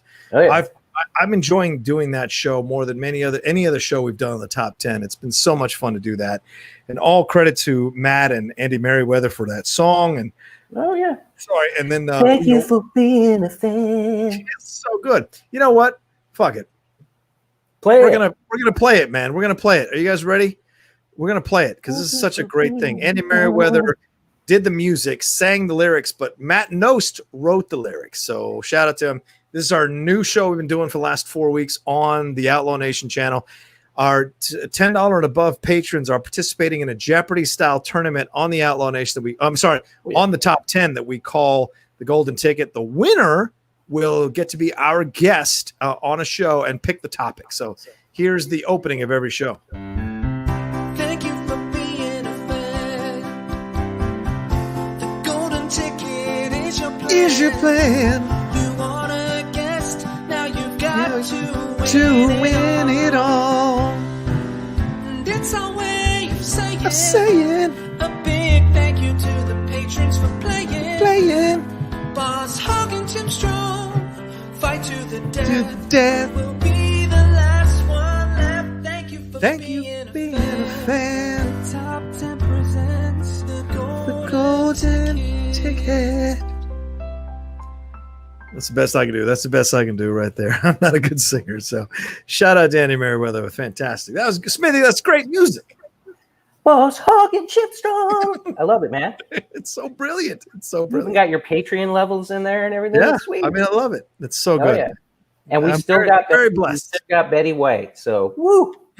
And Estelle Getty might still be around. I don't know about that one. I don't know. No, I think she passed. Yeah. Thankfully, because she had dementia. So thankfully, she Oh. passed rather than deal with that stuff. All right, what's your Well, question? What's your question, Smithy? We got 10 Well, people. my question is, how do I get in on that show? But Yeah. if you want a better question, how do you balance character with performance in the trivia Ooh. match? Because that has been a subject lately. And I know a few people that pretend to be characters that Yeah. might, be a little intimidated when people rip on good characters, Yeah. Well, let me tell you something. I built that fucking foundation of combining character with good play. And I won belts doing that. So I think it all depends on the individual person. I mean, I'm a natural performer. I was an actor, still am, voiceover wise. So that helps calm my nerves when I do stuff. That first live event with me and JT, and by the way, we did the first live event. Let's put that in the record books. I performed the fuck out of that and won the match because I was so relaxed in my element. So it all depends if you have a natural inclination. It helps you to be able to perform and not have it distract from your trivia play. Other people are more focused on the actual performance and get worried that it's going to affect their gameplay. So it affects how they perform in a match. So it is a dangerous situation, but I think it all comes down to what's what works for you, and the possibility sometimes that Christian can intimidate you or other people can intimidate you, and I don't mean in a bad way, but just kind of want you to really get that character down. You've got to be strong enough to be like, okay, what is my limit? What are my walls? What are my parameters so that I can function in a match? So that's the key, right? Some people just go all out. I don't like to do character work before a big match. I come in, I put on my hat and do whatever, but I don't like to come out and go like, I'm the outlaw, blah, blah, blah. I'm more focused on the match. All the promos ahead of time, that's character time. But once the match starts, it's focused on answering the questions right and winning that match. Yeah. That's how you do it. And it also depends on the fans' reaction. A lot of the fans have negative reactions, and you just got to ignore it, because they're not necessarily right, just because they're saying, I think you blew it and you didn't answer the questions because you were too busy, So fans. I love the fans. Don't get me wrong, but I also know the fans have no fucking clue what it's like to do it until they do it. And some of them have done it, and they've all come up to me and said, Rocha, you were fucking right. This is a whole nother. Sean Sullivan, his first match, poor Shawnee. Poor was Sully. it the live one, or was Sully, it? as he's called in New York? After he fought that Star Wars match at the spur of the moment against Adam Witt, I remember I came in because I had a match that day against Paul Oyama. We were recording on the same day. Fixing glasses that aren't on my face, by the way. He was sitting by the dumpster and he looked white as a ghost. And I walked up to him and I said, "What's up, man? You all right?" He's like, "I just had my first match, man." They're right. It's a whole nother ball game under the lights. And I said, "Yeah, you fuckers sitting out there in fan land, you have no idea what it's like under the lights. You have no idea what the pressure is like." And a lot of these virtual matches, I'm not trying to put in these virtual matches down, but a lot of these virtual matches, the advantage is to the player that's never been under the lights because they've always done stuff from home in the fan leagues. I wonder if I have one. They have a little bit of an advantage in the game now because they're not under the lights. If you put those kids in the lights situation with 30 people in the crowd watching them at a Collider, at the Collider studios, they might fold under the pressure. One missed question, you hear it from the fans. So that's the kind of situation there. All right. That's what I was trying to do that whole time. I'm ready, and I'm going to practice like this from now on, and I won't miss a damn question. You should get in the fan leagues. That'll get you there. And just to be fair for people, when you mentioned, look at all this beautiful. Oh, Woo! I just wear this hat because I haven't had a haircut since March. That's how long I've been stuck here. But anyway. I know. I hear you. I'm going to haircut tomorrow. I'm getting a haircut tomorrow. That's for damn sure. I think I'm going to do myself. Don't All do right, it. Rocha. I hope that you get some schmo friends to come on later, but you are the best, and you're the only one I really want to talk to. So Thank you, my man. You're very kind. It's always great to see you every week on the show. Man. all right. Thanks for having me, Rocha. Thank you, dude. Take care. All right, that's Smithy there hanging out. Let's go to Adrian, who's staying up. It's 2:45 in the morning, I think, where Adrian is at, or maybe it's 3:45. What time is it, Adrian? 3:45 in the UK? It's 3:45, John. What's going on? I'm sorry, my friend. I had to. Suck it. Suck it. I was trying to find my United shirt, but I couldn't find it, so I put my fleece on instead. You need to raise bail for Harry Maguire. Don't worry about me. Raise bail for Harry Maguire. That idiot. That fucking idiot. All right, anyway. Don't get me started on Harry Maguire. Anyway, I just wanted to say hello and saying you carry on drinking like that, you're going to turn into Josh McCougar. No, this is one night a week. I felt like I need one night a month, probably. I won't drink it after tonight, but I felt like having a stout and hanging out with the fans tonight. No, mate, you deserve it. You've done well since getting let go in January. Thank you, man. Appreciate it. I was like I said with my stream that I sent to you an hour ago. Yeah. The things in WWE seem to be turning a little bit. I read that, when you said after you were replying to my Streamlab, you said, could the Fiend be turned into a babyface? What I read was that's what Vince is planning to do. Yeah. He's going to sell the shirts. Yeah. And Strowman's not going to be a face anymore. He's turning him heel. Did you see the SmackDown where he nearly grew the pest Alexa Bliss? Yeah. That's the start of it. Mm-hmm. And I don't like the Alexa Bliss situation with the Fiend. I know it's good for her because it's like, she stays in the storylines and stays in the mindset of someone who's really capturing the imagination of the fans. But Alexa is so good on her own, man. She doesn't need Nikki Cross or anybody else. Alexa is a powerhouse on her own. So when they turn her into kind of a disciple of the Fiend, I think it really takes away her power, in my opinion. Because I love her. She's better as a heel, not a face, because I can't get used to being a face at the minute. I don't know if she's changing or what after the whole Nikki Cross situation. She's better as a heel, in my opinion. And my question is, I don't know if you saw them or not, but what's your overall thoughts for SummerSlam and Payback? Yeah. What's your question? Did I like it? Yeah, what was your overall thoughts for SummerSlam and your thoughts for Payback last week, Sunday just gone? SummerSlam was terrible, but I liked Payback. I thought Payback was a better product than SummerSlam.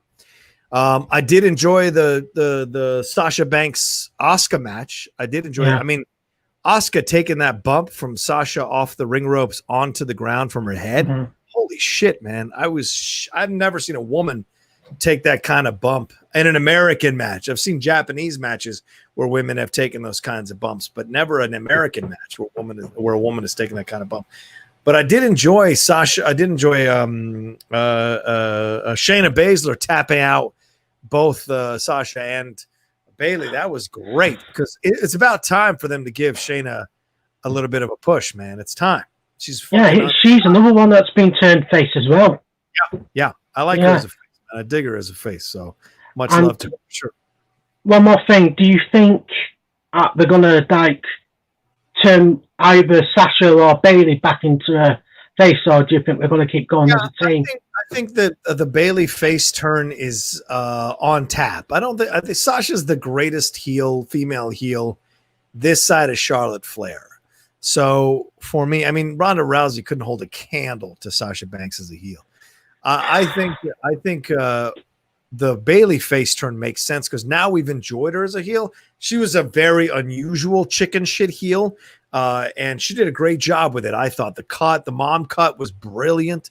Yeah, that haircut is great. I like that haircut. Her complaining about it all the time like a Karen, brilliant. So turning her face makes sense because people did enjoy her as a heel. They love her as a face. Now knowing that she can go heel, she's got that edge to her. When she goes face, I hope they keep her kind of a tweener so that we don't fall back in love with the fucking blowing things and all that bullshit. Make her harder as a face.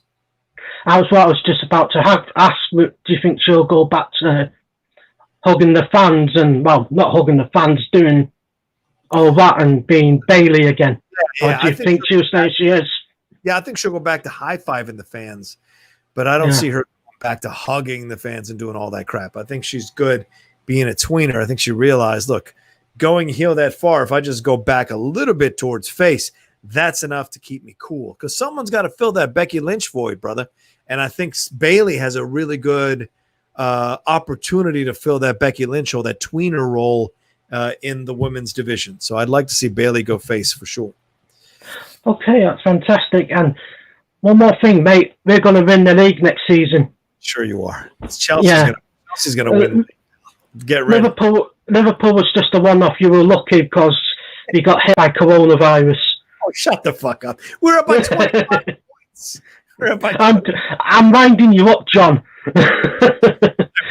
It's nice to talk to you, mate. I'm going to go to bed now. It's nearly 4 o'clock in the morning. It's always good to see it. I always appreciate you staying up to hang out with us, man. Thank you so much, Adrian.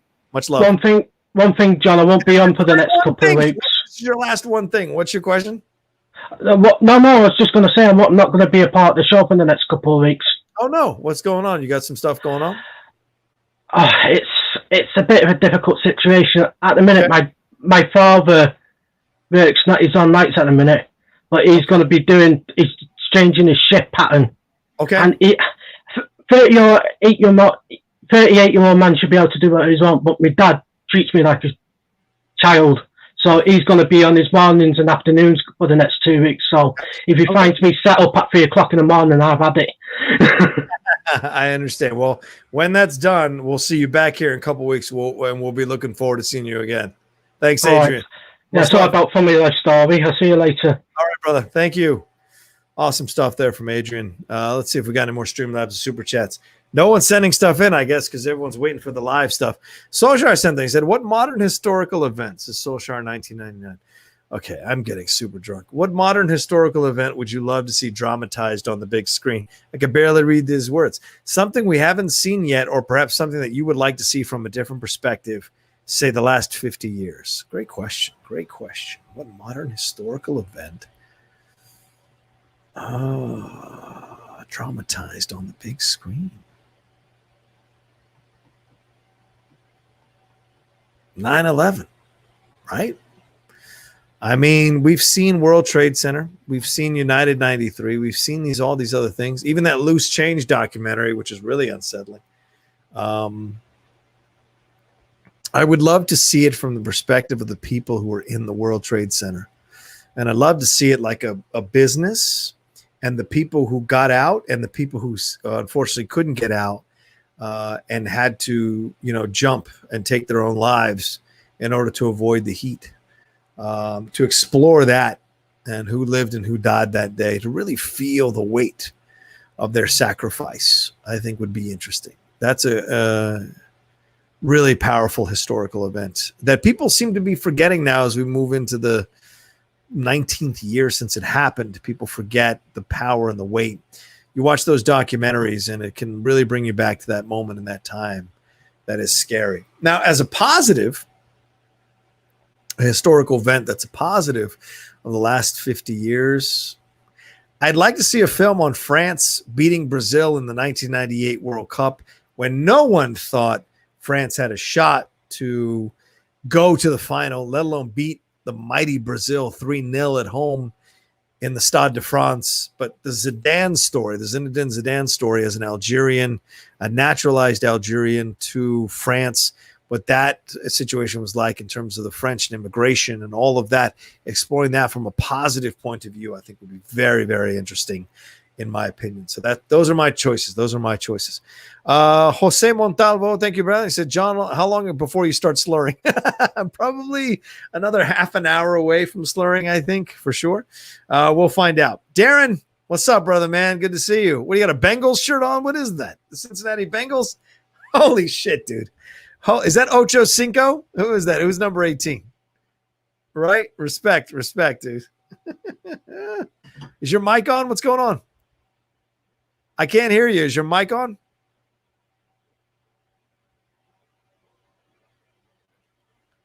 Can you guys hear him? J-Dog, can you hear him? I can't hear him. Yeah, all right. I can't hear him either. Have you selected your earphones? That's for your microphone. That's usually the key. Can't hear you, man. Can't hear you. All right, fix it and we'll move on. We'll bring you back in, Darren, I promise. Once you fix the audio. Nope, still can't hear you, man. Damn it. I'll come back to you. Oh, are you there? Darren now? Speak. I thought I heard something. All right, took himself out. All right, Philippe, what's going on, man? Hey, man, how you doing? Good. How are you? Thanks for the donation earlier. It's very kind of you and the words, man. Really appreciate it. No worries. Man, it's hard to explain. Just like this year's been a bit crazy, I think, for everyone. Yeah. For different people, obviously. Like, yeah. Different country, like in Australia, we've been handling it pretty well, but still taking it slow. Mm-hmm. Things are slowly opening up. And then obviously I'm going to university for the first year, so. Right on, man. Worst timing ever. All right, so what's your question, brother? Well, question is basically sports related. Like, how do you think Liverpool's chances are this year? Because they haven't been signing a lot of players at all. Yeah, been a bit worrying. If you look at these stats, we are 10th in terms of the amount of money we've spent, $100 million compared to Chelsea and Manchester United, Manchester City, and a number of other clubs that spent a lot of money. But what Jurgen has been able to do as a coach, I think deserves more credit than some of these other teams that have, like Pep and splashing the money he spent. Yeah. The fact that Jurgen had to do it with less money, so him and his staff had to be way more intelligent about the players they were bringing in to fit into their system, has been incredible. I mean, I hated losing the Charity Shield to Arsenal, but Minamino getting the goal was great because Minamino was getting in the last 5 minutes of matches last year, barely having an impact, rarely scoring. So having him get off the schneid with a fantastic goal against Arsenal, against a team like Arsenal, I thought was great. So I think this year, if we win the league, it'll be by luck, to be honest with you, because I think he's going to start moving in these young players. He's got a bigger picture approach to this thing. We won the league already. There's no need for us to repeat winning the league. We already did it. We won the Champions League 2 years or last year. So it's great. With Bayern Munich as the champion, let him have it. He's bringing in the younger players like Kerwin Jones and these other guys, giving them time, giving them game time because he's building up. If this year they kind of step back a little bit, don't win the league, but still qualify for the Champions League, that's what's important.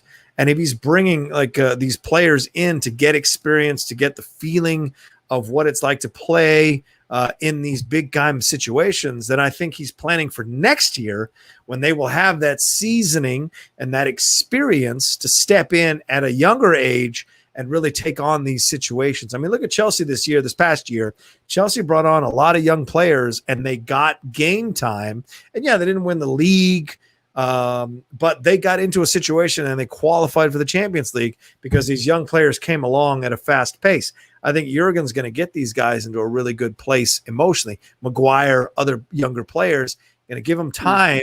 It's going to be frustrating as a Liverpool fan to watch them kind of blow moments, but it's part of the deal now because they're not going to bring in a lot of players. So I think they're going to do really well this year, enough to qualify for the Champions League, but not enough to win the league necessarily. I think Manchester United or Chelsea really is the odds-on favorite at this point. Chelsea bringing in these insane midfielders like Timo and Thiago and all these guys. They're going to be great for Chelsea. But for Liverpool, what do you think about the rumors about Messi going to Manchester City? That's totally going to happen. Absolutely, he's going to Manchester City. I have no doubts. Absolutely zero doubts that he's going to Manchester City. So it's going to happen. Pep loves him. He needs a change of scenery. He's carried that team as far as he can go. Pep is going to surround him with players that will support Messi at a higher level than what Barca had. And there's way less pressure at Man City than there is at Barca. You know, Messi's at that tail end of his career, man, in terms of the level of excellence that he's played in the past. So for him, it's about surrounding himself with players that can help him elevate him for 1 or 2 more years before he ends up in the fucking MLS at 35 years old playing for like Real Salt Lake or some shit. Like New York City, I think he. Yeah, that's totally going to happen. He wants to go. He will absolutely do that. So yeah, that's what I think. Cool, Philippe. Any other questions? Are you good? Are you? Well, what? It's basically like another guy asked about like James Bond. Yeah. Like. So I'm guessing like it sounds like you're a big fan of Craig and Connery, but like I love Craig. Yeah. Yeah, I mean like Craig is I'm biased because he's like my generation's Bond, but like I have a soft spot for Timothy Dalton because I read the books first, and I think he's the closest. Before he's like a precursor to Craig. Yeah. Like I have a soft spot for Roger Moore because the first Bond film I watched was The Spy Who Loved Me. Oh yeah. But like I've never been a big Sean Connery fan just because I don't know why. I've just never liked his movies. Have always been dated to me, apart from like Goldfinger. Yeah, Goldfinger. Like, his movies are very like, and not terms like, you know, the way he treats women. That's I can look past that. It's more like just actual effects and like the quick editing and stuff like that, or the rear projection. Yep. But like, I've also never really liked Brosnan. I felt like he was more of a movie star playing Bond than actually becoming Bond. It's too pretty. It's too fucking pretty. To be a spy like that, it's too fucking pretty. That's why I like Craig, because Craig's attractive, but he's not standard attractive. I like that he's a brutal attractive, you know, so I appreciate that. Yeah. All right, anything else, man? Are you good? No, thanks for having me on. Do your thing. Keep studying. It's your first year, Philippe. You're going to have stumbles. Be patient with yourself. Give yourself grace. I struggled my first couple of years in college. It fucking sucked. I stepped out, went into the military, then came back to college later and got my degree. So I mean, I dropped out like three years ago, and then I came back this year. Good. If you're coming back this year, it means you're in a different place mentally than you were a year much better. Age. Good. Yeah, I respect that, dude. Great. Good on you for doing that, dude. Much respect. Thanks. What are you going to graduate with? What's your degree? What's your degree? Bachelor of Psychology. Yeah, I appreciate it. It's always something I've been interested in, like helping people. All right. Like, I'll see you on the golden ticket. I can't wait to be on the show. Awesome, dude. Philippe, I look forward to it. Don't you analyze me either. Get out of my brain. Get out of my brain. No, I would never do that. Respect, man. Love you, dude. Thanks. Yeah. Philippe's great. Such a big fan of the Outlaw Nation. I appreciate him being in here. All right. I don't know if I'm ready for this guy. Let me go to Alan Smithy real quick. Alan Smithy said, thanks for letting me co-host for a minute or so, Rocha. You're the best. By the way, Scott Mance just dropped his driving to Vegas and watching Tenet YouTube video. Holy shit, he did it. When is yours coming out? Tenet better be the best damn movie ever made later. No, I heard it's not really that great, so I don't know. Mike donated a little bit through the super chat. Said, did you see Guy on Sunday complaining about his match for 2 hours in front of Bateman that had a perfect game? By the way, Rocha equals GOAT. No. Dan is the GOAT. I appreciate it, though, Mike. Thank you very much. Guy's doing incredible character work. He's found his niche, and he's doing great work in the Schmodown. So much love to him. And Bateman is great to kind of play along with him. So much love to him. All right, let's bring on my man from New Hampshire. It's J-Dog. Ooh, what's up, J-Dog? What's going on, my man? Hey, Rocha. I know you were not pleased with the robot being replaced in Rocky IV. I've always wanted to know because, and this will be 2 questions, one part this and another part that. Well, anyway, okay. I always hungered to see deleted scenes for Rocky IV. We never got to see them for a DVD. Did MGM hide them? Did they get burned in a fire somewhere? We're going to finally get that chance, it looks like, at the end of the year. It's true. It's a good question. Okay. They're coming out November 25th, right? That's the anniversary. Is that correct? I think that's around that date. Yep. So yeah, it's gonna be great to see those deleted scenes and how they tied into Rocky. But why does Rocky IV get the deleted scenes? Why not Rocky III, which is an arguably shorter film, quicker film, and how they move the pace? Is there nothing to add to that? Is there nothing to add to Rocky II as well? I don't know. It's odd that you only get Rocky IV that's getting this kind of like director's cut treatment. Why do you think that is, Jay? I think MGM, because as you know, MGM owns the intellectual property. Stallone has wanted that property. It should be his. I don't know why MGM is playing games like this. Stallone made the character. He wrote the script. Whether you think he stole it from Czech Wepner or not is irrelevant. To me, it's the greatest character in the history of cinema. That includes James Bond, who I love, and other characters. I remember when Edge saw Creed 5 years ago and said, Rocky Balboa is the greatest character in the history of cinema. He's the most beloved. He's got heart. It's somebody that, you know, he doesn't have an agenda in a world filled with agendas. And we're talking about the 1970s when Rocky began. He didn't have an agenda in the 70s, let alone in the 2010s trying to manage Adonis Creed. It's a great point, my man. It's a great point you make, my brother. And John Avildsen, rest his soul, of course, said that there were only like 3 scenes in Rocky that were deleted, but they were back then, I guess, when they were on MGM, when they were on the cutting room floor, they were done. They got burned or whatever. So we'll never. Okay. We'll only see a few still photos. There is one scene that I know Stallone, John Avildsen, no, I think it was Stallone that was talking about during the commentary track of the 40th anniversary of Rocky, where Dipper, you remember Dipper, right? Of course. Yeah. He needs it. He's a contender. He's a climber. Apollo goes to the gym and just kind of plays around with Dipper, you know, just to see what's going on, you know, and Dipper starts punking Rocky out because now Rocky's the chosen one. Wow. And I guess Dipper says, "Kiss my feet, boy." And then Rocky knocks him right out, and Apollo sees it, and Apollo has this kind of, maybe I'm taking this club fighter a little too, not seriously enough.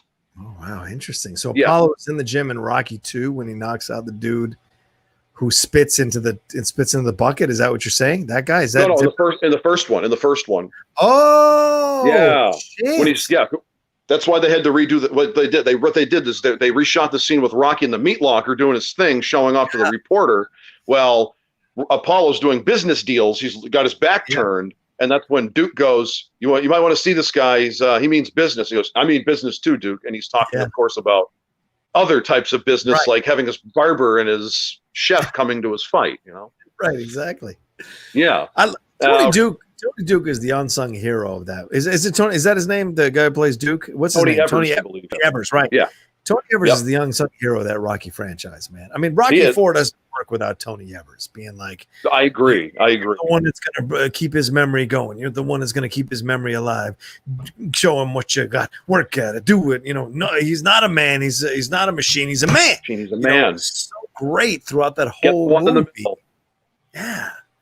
I love it. And in two, he's like, I saw this man take a beating and he kept coming after you. Now that's not a man we need in our life, baby. That's not a man we need in our life. I love that. Nobody wanted to listen to him, but he was on point about this situation. Even in Rocky 3, when they show up at the gym in LA, he's there to kind of like had enough time. What do you say? Had enough fighting against you.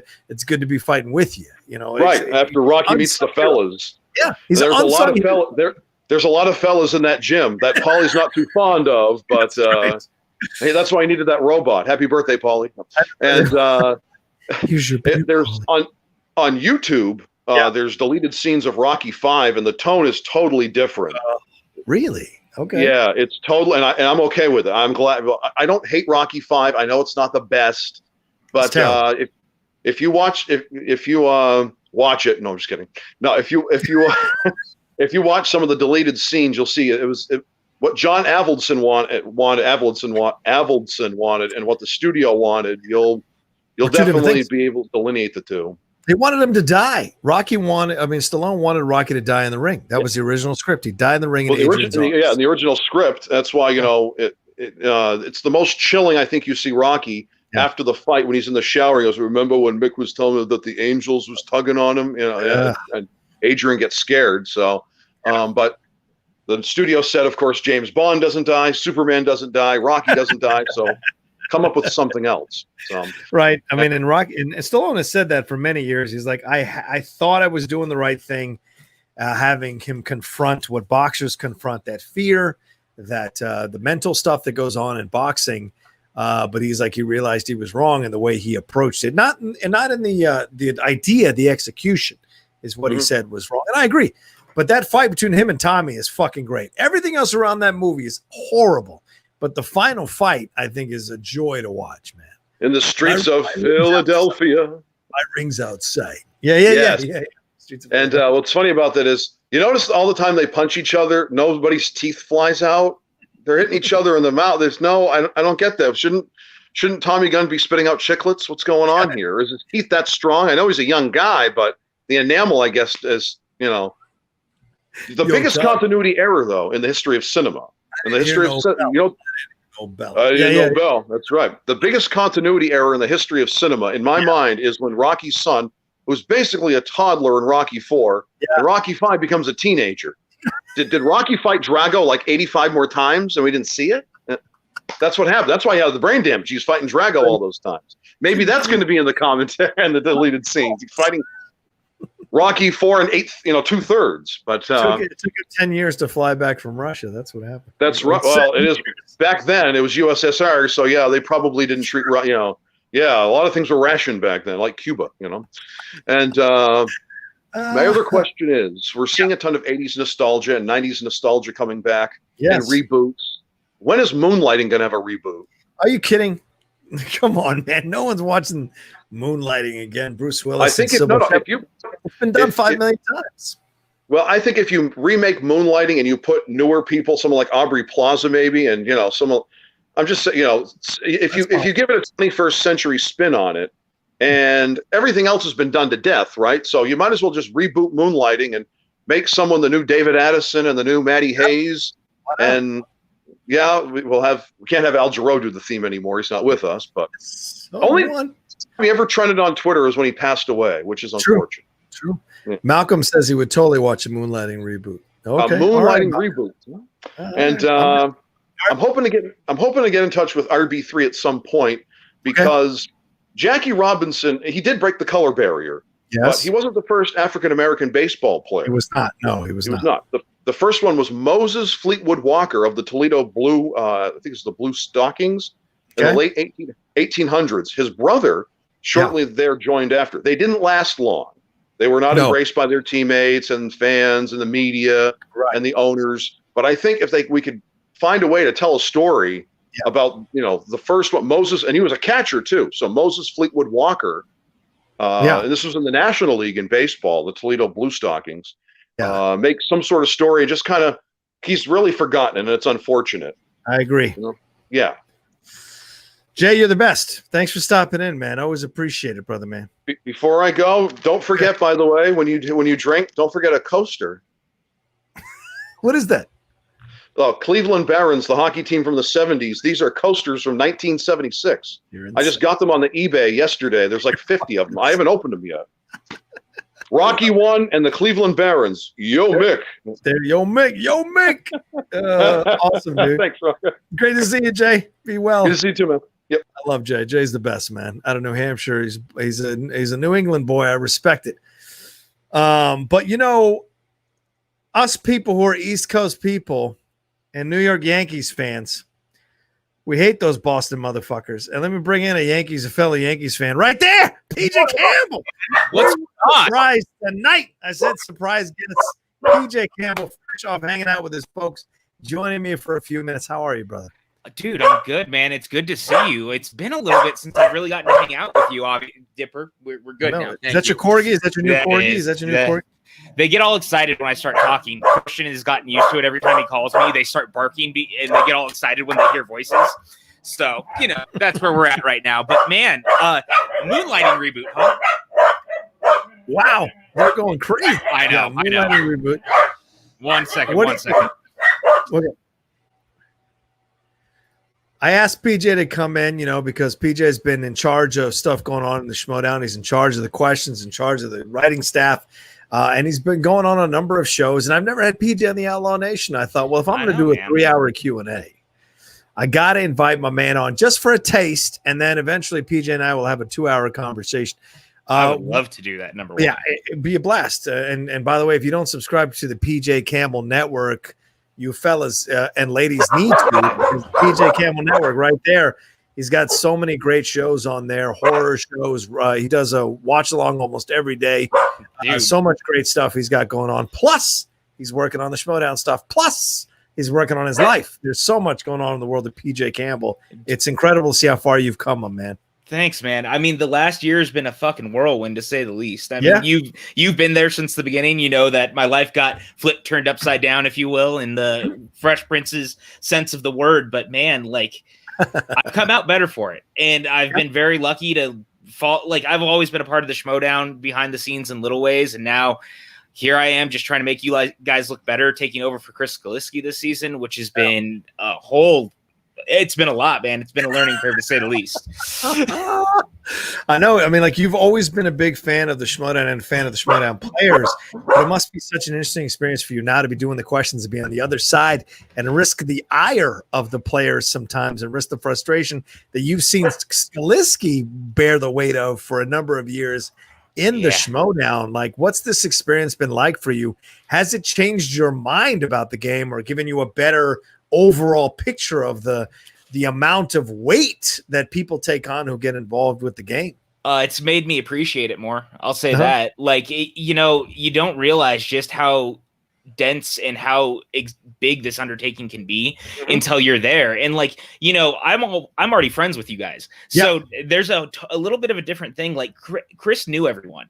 Yeah. But I was friends with you guys before I had come on. And one of the things that's hard for me is the thing that before I hate writing sometimes for you guys because you're my friends. And when you lose, I take it personal. Yeah. And I feel bad. And I can't let it, someone has to lose the matches no matter how it falls. And it's like, I feel bad. Right, because you care about all of us. I mean, except for a couple of people who've maybe fell on your bad side. Overall, the last few years, I've rarely seen you speak ill of any of the players, and you've been nothing but supportive of all of us as we've come out after wins or losses. And you and I were quick friends early on when you showed up to the game, and seeing you be a part of the game. You were nothing but a positive energy, and some people weren't sure how to take you. They were like, "Oh, is it real? Is it fake? Is it not? Yeah. What is the deal?" And then you just consistently were yourself, and you broke through all of that. I mean, if Christian Ruvalcaba can become a fan of yours from his place that he likes to be skeptical and cynical about everything, and nothing against Christian, I have nothing but love and respect for him. That tells you something. If you were able to break through that, I remember one time. He came up to maybe a year ago. He came up to a bunch of us. He goes, that PJ guy? He's actually legitimately an awesomely cool dude. And I'm not used to liking people because I don't trust people's natural positive energy, but his energy is legitimate. And so when he said that, I was like, oh, you've come aboard the train, man. That's part of the whole situation. It's weird, man, because you and I we've been in this space a long time. Yeah. And there's a lot of people who put on a face. Oh, yeah. And they carry themselves in very specific ways to get what they want. Yes. But I never knew I never had to do that because I'm just me. And I think it's weird. Like, we see it all the time when people talk about it. Like, I saw someone in the Facebook group say today, he was like, PJ's become my favorite Schmodown competitor, like, personality next to Ben Bateman, because I just screw around in the group. Like, my positive energy and stuff is just how I am. Yeah. And I was raised to just try to be like, put good in the world, because if you put good into the world will give you good back. And I know that seems like old fashioned, and especially right now that can be hard to think that way, but I can't I don't want to derail from that thought. Like, I always want to put good back into the world because I want the world to give good back to us. Yeah. And I think you're absolutely right, dude. And it's always great when you do that, because there's so much anger and bitterness and frustration in the world that we're cynical or skeptical about someone who comes in with that kind of positive energy. We're not sure how to deal with it or take it or believe in it. And then when we do, we're like 100% behind that person, and I don't know if you noticed it, but like, people can be fiercely defensive of you and protective of you. And it's because they know how precious that positive energy is in the world. I mean, look, I can't say enough good things about literally everyone involved in this show. Like, again, when my life changed just over a year ago, you guys rallied around me in a way that I had never felt that kind of energy before, because I didn't know what to do with myself. And yet, for whatever reason, and it was I think that was when I realized just how much of like a tight-knit family we really were, because, you know, we all have gone through things, Riley with Cal and, you know, all that stuff. And I just felt like I would never be dropped. And that was such a weird thing, because you're used to life kind of doing that, which is a weird thing.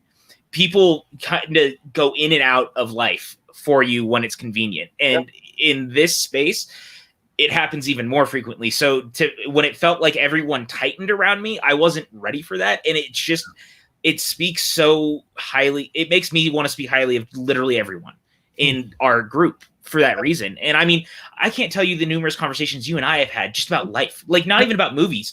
And you are one of the most brilliant people in the world for that reason. Like, I mean that. I've told you numerous times, like, you were part of the reason that I fell into the game, but I learned to love you not as a personality, but as John Rocha. And there's a difference in, like, people don't always see that. Yeah. And that's what I've always loved about you, is like John Rocha, the man, is even cooler than the Outlaw. And I love that. That's very kind of you, man. It's very kind of you, because, I mean, it's true. I don't show that to a lot of people. You have to earn your way into that position. With me, it's the way I'm built, because those of us who have big defensive mechanisms or can seem aloof or distant or a bit abrasive, it's because when we care about people, it's deep. When we finally are loyal, and we can be really loyal to people. So that means when we get betrayed or we get hurt, it's a deep pain. And so it's not easy to give that love out to other people. But you know, when we crossed that Rubicon together, I knew that I had a friend for life in that way. And we've had incredible conversations about life, about the Schmodown, about all kinds of things. And certainly when you were going through what you were going through, it was certainly a powerful thing to be there for you as much as I could be, and as positive and as supportive as I could be, and cheering sometimes up close right next to you, and cheering sometimes farther away, seeing your growth and your build and your progression as you navigated a terrible situation, navigated your way out of it, you know. And I think that puts stones on your world, man. It puts stones in who you are as a person. That we all go through some terrible shit, brother, and it's how you navigate that terrible shit that decorates who you are as a person, and how people come to revere you and respect you in the world. No, totally, man. And it's funny because, like, I've seen people shrivel up and die for less. You know, if you know what I mean. Like, and for whatever reason, my mindset when all this happened was I could shrivel up and die and crawl away because I was already leaving at that point. Or I could go away, fight to be better, and come back stronger. And like, instead of shutting off, I was like, no, I want you guys to be here, because when I come back, I want to be back, and I wanted to be better than I was. And I think I did okay. I think you've done great. You know, someone who thinks you haven't done great, we should bring him in now. He's pretty much, he's kind of an a-hole, but he's got issues with some of the questions and the way you've worded them. I hate to call him out like this, but since he's in the chat, we should bring him in. Oh, man. Oh, God. What? This guy. Dude, it's the Pulp Fiction. The Pulp Fiction is an acceptable answer. I don't care what you say. Well, I'm going to go now because I don't want to get yelled at over this shit. About the questions. PJ knows my love for his questions and how varied it's gotten in IG, like everywhere, actually, just the realm of different questions. But I don't know how I'm going to follow this. You guys have your love thing here, love fest, man. I'm just building you're building your own love fest. I have TV on. There's a commercial on in the background. Hold on a second. Whoa, nice. Whoa. Oh man, look at that. You asshole. You asshole. He's on. Look, dude. Funny story about this. It's a true story. I'll tell you in a second. Just look at that, dude. Why you had to bring up his spoonsmanship tonight? We were doing so well, man. He is still working for his spoonsmanship. So I was craving Chipotle. Not Chipotle. I was craving El Pollo Loco, and my wife doesn't know. She doesn't really know. She's like, I don't know what El Pollo Loco is. Like, what is it? And so I was like, wait, let me show you what kind of food it is. I was trying to tell her it's not like Taco Bell, but it's not like Chipotle. It's like somewhere in the middle, whatever.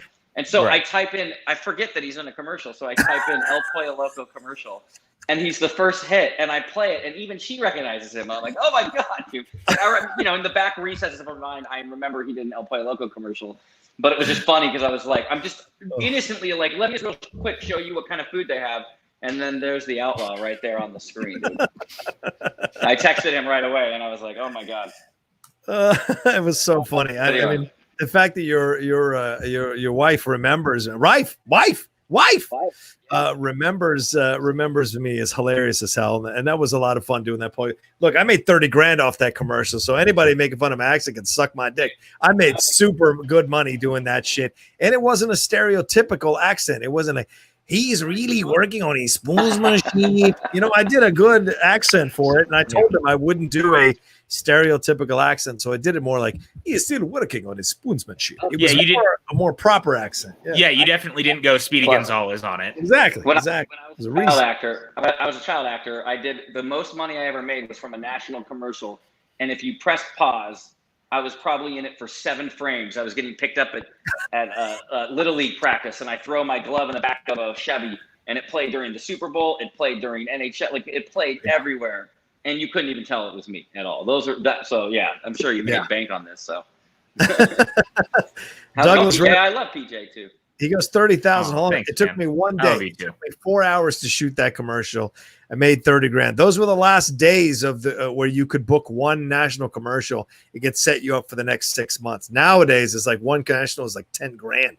It's not much at all, man. There were days where you could do 1 or 2 national commercials. You were set for the year with 6 figures. There were those days way back when. Not anymore, people. Not anymore. That's for sure. Yeah, the world's changed. For little stuff like I'll get residuals for like I was in a loop group, and if anyone doesn't know what that is, that's like in the background of like in Major League or in Mighty Ducks. I remember I was in the loop group for Mighty Ducks. So all the kids getting hit and all the kids in the crowd, that would be mostly from a loop group that would go in a stage studio, and like the print would be edited or whatever, and we would just go in there and do, like watch along and then be like, all right, I'm this guy that's gonna get hit, and like I did that for Hook. I did a lot of the cock-a-doodle-doo with all the Lost Boys and stuff like that. But I would forget that I did those movies, and then I would get like a residual check for like 17 cents. You know what I mean? For an entire year. It's like I'm still making it. I made 18 cents on Charmed the other day. My Charmed episode from way back when. Can you guys stick around, or do you have to dump out? Can you guys stick around? Can I bring some people in? No, yeah, you can definitely bring people in. All right, let's bring him in. Malcolm from New Zealand. Malcolm, what's going on, man? How are you? Malcolm. You're on with me, PJ, and Smets, dog. I'm doing pretty good, but it's just been a crazy week, especially with the sad death of Chadwick. So my question is, what would be your favorite performance from Chadwick Boseman? Oh yeah, the passing of Chadwick Boseman on Friday. You know, really tragic. 43 years old. 4 years of dealing with colon cancer. What an incredible warrior he was. What a king he was to deal with all of that and still shoot all those incredible movies and TV shows be the Make-A-Wish Foundations and be a part of all the charities he was in part of the whole time. Pretty incredible. Clark Peters today, they posted a video of Clark Peters from The Wire. If you guys remember Clark Peters, he's incredible in The Wire. He spoke about the fact when they were on the set of Da 5 Bloods, he said, you know, at the time, I thought he was being so precious because he had a Korean woman who was his masseuse, and they were massaging his back. His makeup lady was massaging his feet and his hands. His girlfriend was there massaging him. And at the time, I thought all the Black Panther love had gotten to him, and he starts to crying. Clark Peter does. He goes, I had no idea he was dealing with cancer. That's what was going on. I thought I was judging him, thinking he was too precious, but the truth was those people were keeping him alive so he could be on set and bring his art to us. And he starts crying. I was like, God bless, man. Just incredible legacy the man leaves, affecting lives without knowing he's affecting lives by being alive. Because I bet Clark going forward will be way less judgmental of people he sees like that, not knowing if they're dealing with cancer or not. So yeah, what do you guys think? What's your favorite performance of Chadwick Boseman's? I mean, I think mine's probably arguably always going to be 42 because I feel like that was kind of his also massive coming out party in a way. Yeah. Like, I mean, he was in The Express in a supporting role and he was always popping up and stuff, but 42 took him to that next level of oh my God, like he's someone to watch. And as someone, obviously you and I are big baseball fans, like the Jackie Robinson story is so inspiring, and he made it such a beautiful tale because of his performance. And like, for me, that transcended. And I think it was Feige who even said, like, seeing 42, we realized he was who we had to get to play King T'Challa. We had to, like, he was the guy. And I think that's always stayed with me. Yeah. That's awesome. He's just so Did you say the same thing? Yeah, I mean, also it's easy to say Black Panther too, but like it's fun. I like seeing online when people are discovering his other movies too. You know what I mean? So I think a lot of people that probably saw him on ABC on Sunday night probably went a little deeper into his repertoire. So fantastic. I hope so. Yeah, I would say Black Panther is my choice. I think, and I know this seems like the easiest choice, but I can give you all kinds of treatises on his other movies and the incredible performances he did. But I think, and Defy Bloods, he's incredible in that as well as a leader of those guys. But in Black Panther is when you get to see him really fully embrace his talent, his power, his charm, his magnetism on screen. And that's not a cop-out answer. That's, to me, the right answer. That is fully realized Chadwick Boseman, because 42 is not that good of a film, but it has powerful moments. Defy Bloods, he is in flashback. He's not in current time hanging out with these guys, you know, but in Black Panther, he is the focus. He is the centerpiece of that movie all the way through.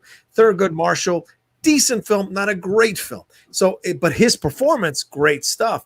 I just enjoy him more in Black Panther because the entire film is as good as his performance. So you get to relish a fantastic film and his performance at the same time. So that would be my answer right there for you, Malcolm. Yeah.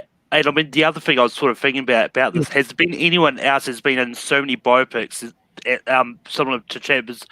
Chadwick was in Marshall, he was James Brown, he was in Jackie Robinson. Right, get on up. So I don't think there's been anyone else who's done a lot of biopics to do being different people. I can think of two off the top of my head, Jimmy Stewart and Tom Hanks, because both of them had very similar career trajectories in picking really great projects of American heroes or, you know, worldwide heroes who they felt needed to have some sort of limelight. So I think that Chadwick was actually doing something very similar with his career, but he got to highlight it in a way that I don't think a lot of actors always get that chance, because he was telling stories that were very important to a group of people who consistently get overlooked. Did you hear that story about he was offered a role, he got cast in a role, he played for like a week on one of the soap operas. I can't remember. All My Children. All My Children. And then it's his first acting gig. It's probably something that he'll be set up for a long time. And he wasn't happy with the way that his character was written. He thought he was being written a little more stereotypically. So he actually went back to the writers, this young kid, just without any experience. And they ended up recasting him and gave it to Michael B. Jordan. And I guess there's a great story. If you search it online, you can find it, where the two of them talk about it. And it was like from an old interview, and Michael B. Jordan had never heard that story, but was like appreciative that Chadwick Boseman took a stand about that role, because he felt that when he came into the role, there were changes made. Which is awesome.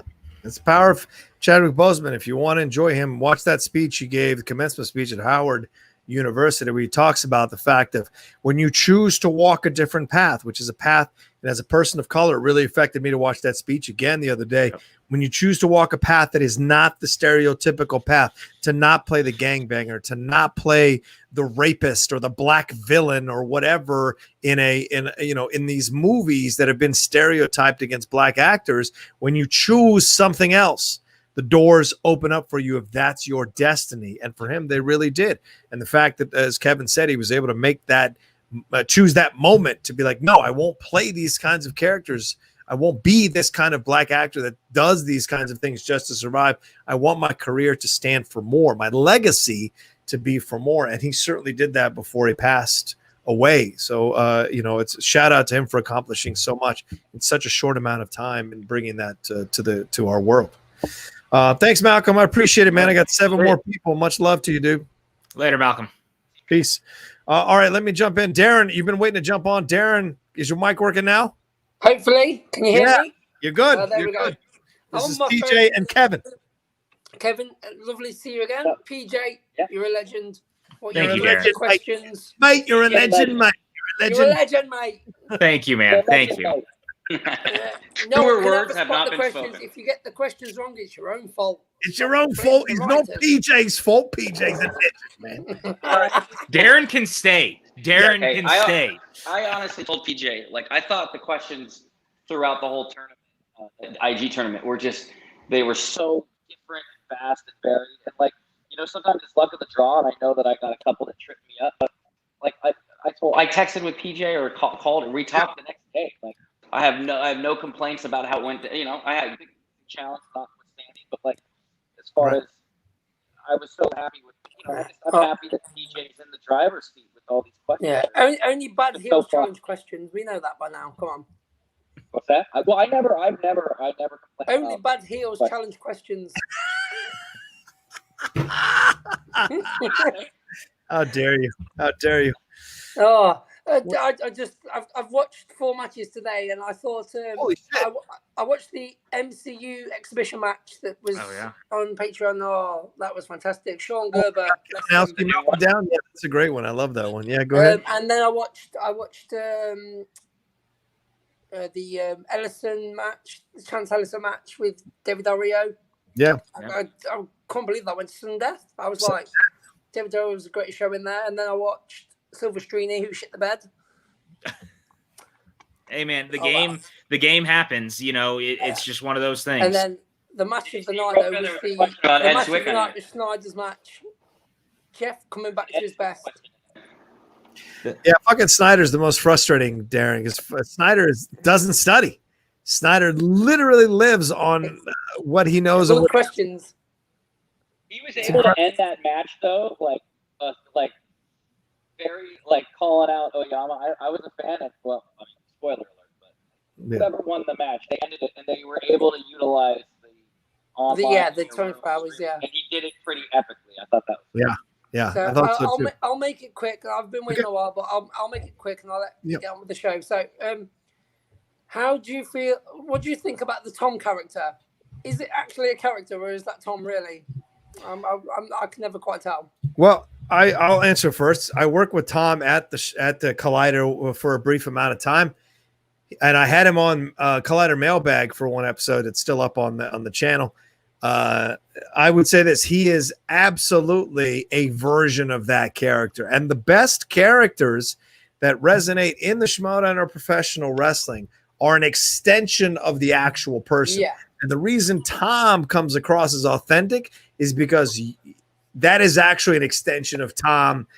He's a way more talkative person, what have you, in real life, but he has that kind of arrogance about himself, that kind of belief in himself. So when he plays that character, it's actually well earned and believable and authentic because he has that natural energy. So yes, I would say that is a version of Tom. It's not Tom as a whole, but it's certainly a version of Tom for real. And it's hard to be in character. And you know how good he is when it's hard to be in character for an entire match and be locked in. When you're in the character, sometimes you've seen it in the past with like MODOK and stuff where you can fall, your game plan could fall apart because you're leaning too into the character. So he's all in and he's dominant. I actually think the best thing about the character is the fact that the people on the show, the person playing him and Mark and Christian on the time, they actually elevate the character by working with him. I think they play along with the character. That's a good point. That's a good point. The thing they brought in with the poppers to kind of snapping back into answering the questions, I thought was a fantastic touch. Yeah. So I'll say these two things quickly, and then I'll let you get on. You were talking about Liverpool earlier, and I actually met Jurgen Klopp not last year, the year before. So Liverpool played Burton Albion, my hometown team, in the League Cup. And there's a fantastic, obviously you stand in the crowd and you're at a live event, you can actually see Jurgen Klopp standing on the touchline, coaching the team in training. And that's when I knew that Liverpool were going to win the league that season. Yeah. As a Man United fan, you have to hate it because whenever Liverpool win the league, twice in 70 years, you've got to... Darren, I trained the boys. I remember meeting you in the match. You were great. You were very funny, Darren. I appreciate you coming by to say hi to the boys on the Liverpool. I will not tell your Frank He's Fred. not Austrian. He's not Austrian, John. He's not Austrian. I've been drinking, man. I think the quality of his management style was shown when he was stood there on the touchdown before the start of the match on the halfway line. It's incredible. Coaching his team, and I want to commend that guy. Respect. My last question quickly is: okay. Do you reckon we could ever have a WWE style network for the Schmodown? Ooh. You already have it, PJ. But an actual subscribe, it's on the Patreon. But like the WWE Network, where everything's under one roof and you can access it at any time. Like, do I think it's possible? Yes, you could have absolutely. John Rocha and Ben Bateman taking adverts in between the matches. So, do I think it's possible? Yes, absolutely. It's one of those things, though, that it also would cost us money, and as it is, we're not a huge network or a huge show still. Like, you guys are the lifeblood of the show, and we would love nothing more than to expand it. So if you guys want to see more expansion, a great way to do that is reach out to people who are not Patreons, convince them to love the show the way you do, and have them jump on the Patreon. That's usually the way to go. Absolutely. I can just imagine 30-second clips of John Rocha in between matches with little promos for the next upcoming match. I'm down. I'll be retired by then, but I'm down. No, you're never retiring, pal. You're retiring when I let you retire. I'm gonna retire and write the questions. I'm gonna retire. Come hang out with me. We can write together. It's an AJ Green shirt. PJ, you're getting in the league now. Respect, man. Thanks, Darren. Much love, dude, He's brother. coming back to the street. He's not going to get injured for a change. Ocho Cinco? Or is that Josh Gordon? What jersey is that? No, AJ. AJ Green. Right. The man with the perennial Achilles tear. Yeah. He's injured again, I'm sure. Before the season. He's bound to get injured. Respect, man. Thanks, Darren. Much Thank love you. to you, bro. I love Darren. He's great from the UK. Let's bring on Max Movies because he scares the living shit out of me. Hold on. Oh, wow. Shit. Rocha. I didn't know if you'd bring me Oh, on or not. I'll be honest. I'm a casual subscriber. I don't follow Schmodown that much, but I saw you were live. I actually, the notification works, so I got the notification. I thought I'd pop in, see if I could get on. Are you Julian McMahon Doom or Toby Kebbell Doom? Neither. I'm a new Doom. He's actually he's the Doom from that '90s Roger Corman produced. Okay. Yeah, I have that. I got it too, man. It's great that you have a little live stream here. Thanks for letting me on. I just wanted to say hi. It's been on for almost 3 hours. It's a big live stream, but go ahead. Yeah, no, it's not little. It's not little. I was actually getting ready to record a video myself, and I was. Okay. It's hard to come up with movie topics lately. What do you think about? I did want to ask a question. Yeah, please. Okay, have you been following DC Fandom? Did you see they're going to do?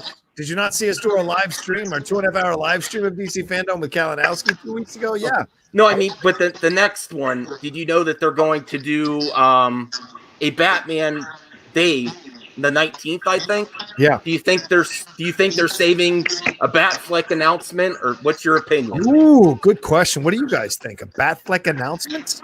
For Batman Day.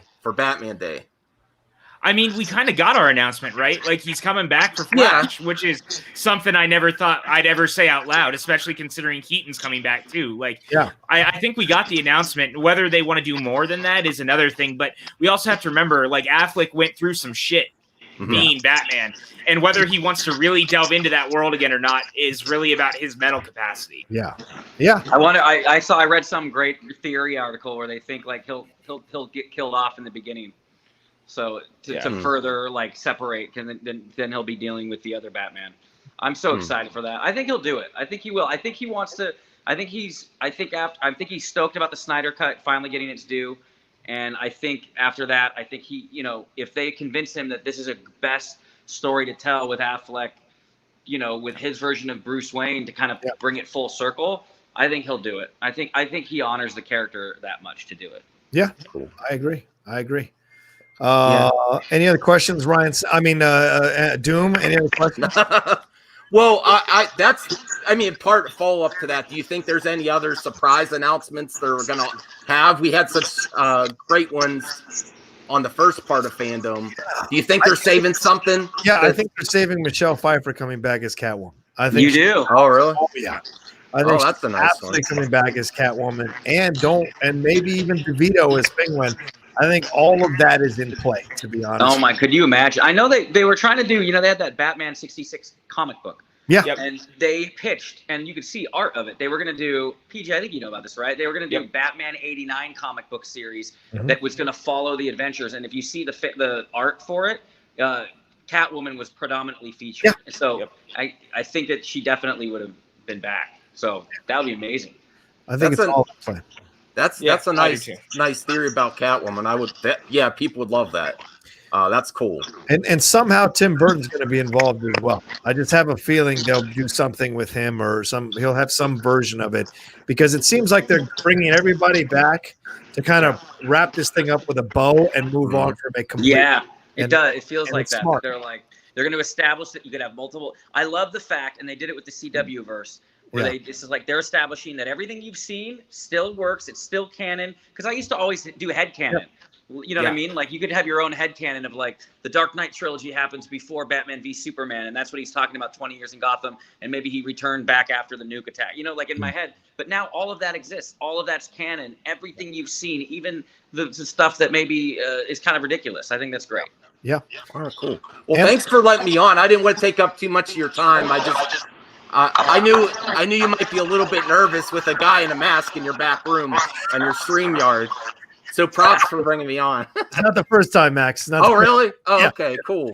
Thank you very much for coming on, dude. Good to see you. The man in the iron mask right there, guy. Yes, sir.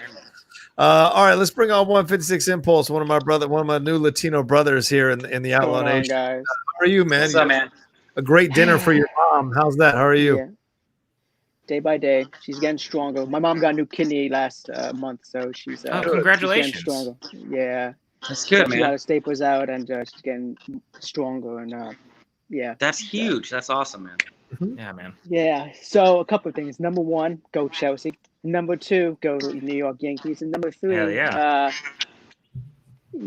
Rocky 4. I'm gonna miss my robot. I love that. Yeah, dude. Oh, by the way, Rocha, Double or Nothing is my jam. Which one? Double or Nothing? Oh, Love yeah, that the Kenny song. Loggins Roberta Flack song. It's not gonna be it anymore because it's gonna be no more robot. That's seen the robot. Gladys Knight. It's a good song. Double or Nothing. Yeah, it's a good come down song after you've lifted weights to all the other songs on the soundtrack. Double or Nothing is a good, like, cool down song to listen to. Agreed. So do we know how old Apollo's Creed's son gonna be in the movie? I mean, do you know how old was he born, or was he still in the room when he died? Because a good question. I'm telling you, was he in the room where it happened? Tied in Creed? It's a good. Oh, wow. How old is he going to be? Are they going to shoot new footage? For Justice League, there rumors are they're shooting new footage for it, but would they shoot new footage for a Rock? I would. They might, because there was talk before Creed 2 where Stallone was saying that they were talking about doing a Godfather 2-esque storyline with a de-aged version of him and Apollo. I heard about that. And so if they decided to go back and do something like that, say for Creed 3 or whatever else. Here was my Creed 3 idea that I wanted to do. It would be Creed. You know how he was the illegitimate son of Apollo Creed. Right. Well, but he was raised in wealth. He was actually raised, with a good mom and family and whatnot. Yeah. What if there was another illegitimate Creed who didn't get that same pleasure? He was raised in orphanage, kicked out of, and so all of a sudden you have this other Creed from the streets, and then Rocky's no longer in the picture, and this new Creed is like his twin brother who's coming up through the ranks and is like.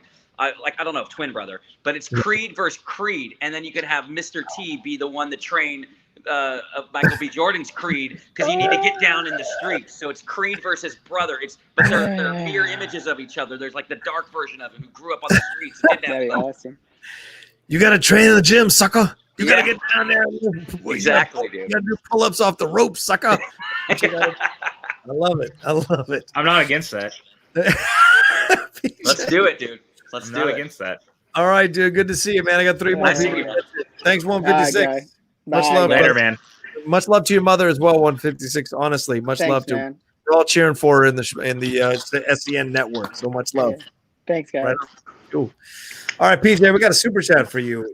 Give it that cha-cha. Oh, shit. Says, hello, PJ. As a writer, you have to know and watch so many movies. How would you do if you were to compete in the Schmoedown? And can you see yourself winning a title in a specific division? Listen, pal, I'm fucking slurring words. I'm super drunk, so you got to answer that question now. Look, I don't think I could compete anymore. Back in the day, I could have.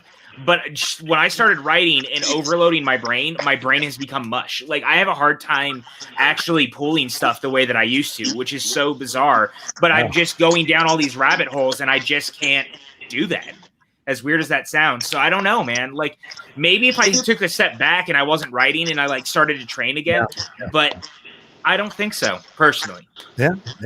Listen, my brain is mush now. I don't know about you, Smets, but, like, all the new categories, like especially training with the barbarian, nothing builds up your confidence or destroys your confidence like training with the barbarian, man. I swear to God, imagine.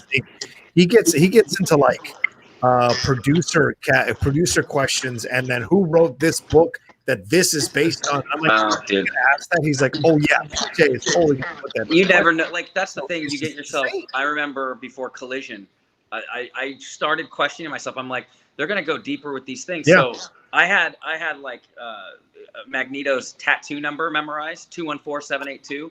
I mean, I don't think they'd ever ask that. It's briefly shown on his arm once, but I was convinced that they could ask that. But then I wouldn't know a simpler one. You know what I mean? Right. Like where I couldn't pull Ray Park. So there is such thing of overstudying and Yes. kind of trying to get too deep into it. See, there's that thing. So I understand the brain mush. But PJ, I think you do really good. I think if you stepped away for a month and didn't do anything and didn't write questions, didn't even study, I think if you watched the match, if they were your questions, obviously, but if you watched a match that didn't have your questions, I think you would be just fine. No, thanks, man. Well, I appreciate that. You're great at what you're doing, PJ. No lie. I mean, it's been incredible, and it's up to us to adjust. As look, and PJ and I have had it back and forth on about a couple of matches recently, and we just had it. But it's like that's what you like. You like to be able to talk to somebody, be like, okay, let me hear what your point of view is. Here's my point of view. I hear your point of view. Here's what I was thinking. Okay, I hear that. Here's what I'm great. And you have an exchange. You have an understanding of what going forward, what's expected. You know, especially if I'm going to play one more goddamn year before I retire. And he doesn't. That's the one thing I know about PJ too. He doesn't back down from anybody challenging him, whether it's a troll or whether it's just a competitor that reaches out and is like, "Hey, man, I had a question about this question, or I had a problem." And that open door policy is what I think all the competitors respect him for. You know what I mean? Absolutely. Like, and he knows my affinity for how great the questions have been and so varied. And I just think that that's great for the league, and bring it on. You know. Agreed. But yeah, my brain's mush too. Thank you, guys. Of course. Tushka sent in a super chat or Streamlab for you, PJ. Said, PJ, welcome to the Outlaw Nation. Thanks, we have spent hours researching questions and quizzing John to prepare for matches. It's no lie, dude. I believe it. Before the Ethan match, I was doing a 6-day run of 2 to 3 hours of quizzing by my patrons. It My was God. insane.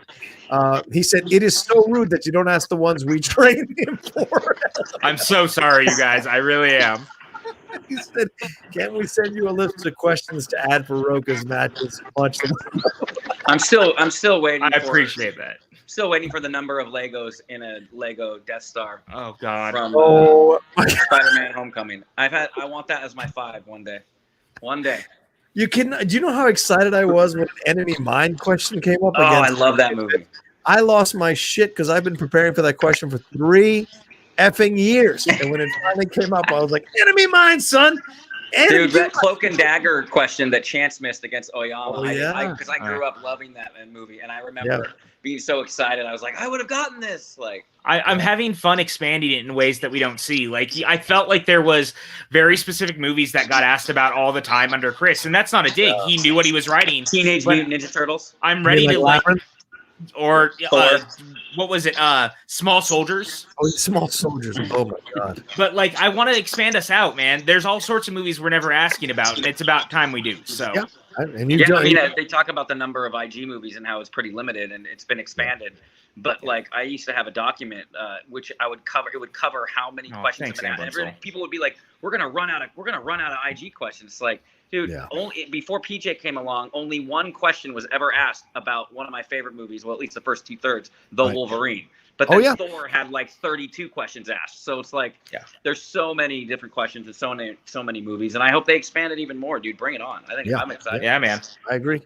Let's bring on a couple more people live here. Kevin, what's going on, man? We only have a few more minutes. So good to see you. Thanks for coming on. What's the deal? Hey, buddy. Hey, what's up, guys? Going on, man?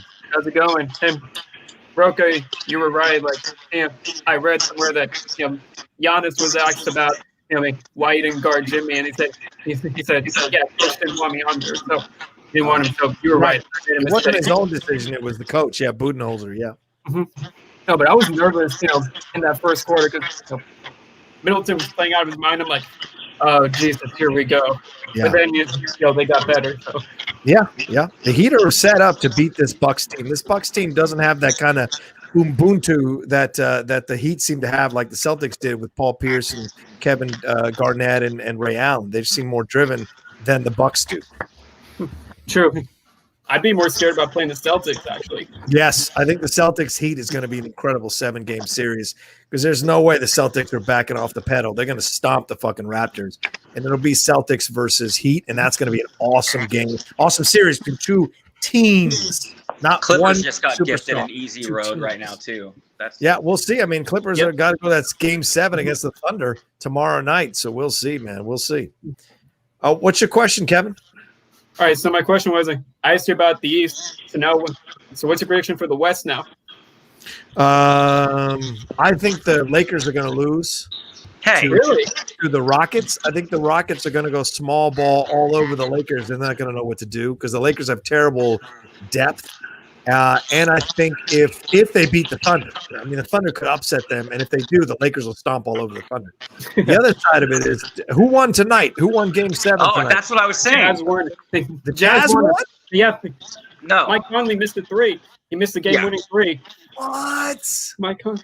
They blew that 3-1. They blew that 3-1 lead. So now you have the Clippers are gonna mull over them. Oh no! Wait, the Nuggets won 80-78. Yeah, the Nuggets. Nuggets. Okay. Yeah, the Nuggets won, and now the Clippers are going to bowl over them and get lots of rest for after either the Rockets or the Lakers beat up each other for 7 games. I couldn't disagree more. I think the Nuggets are. The Nuggets won with Jamal Murray, right? Yeah. So I think the Nuggets are absolutely going to give the Clippers all they can handle. I hope so. That crap they pulled on Doncic, they're going to get their asses handed to them by the Nuggets over that. I know that. Nurkic and those guys there aren't going to put up with any of that crap, and they have something to prove. And Jamal is shooting lights out, so I think that's going to be a hell of a matchup for sure. Don't be surprised if it's Rockets versus Nuggets. The NBA wants Lakers versus Clippers, so don't be surprised if you see some dubious officiating. But that's my belief there. So, yeah, cool. All right. Thanks, Kevin. Good to see you. Have a good one. Nice seeing you, buddy. I like the design in your bedroom, man. I like that color. The blue and white works really well, and then the alternate wall doing the opposite. It's pretty fucking cool, dude. Respect. Yeah, it's really nice. Yeah, all right. I like it. Thanks, guys. Looks good. It looks like a really nice seafood restaurant, like on a it did. pier or something. You guys, God damn it.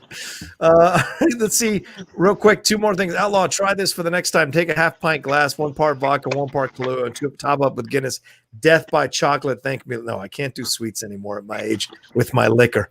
All right, Daniel Haygood said, hey, John, do you love living where you do in South California, or does it feel more like an obligation to be close to the industry, to be close to the YouTube and Schmodown communities? It's a vexing place, and everyone has a different opinion. It's a vexing place.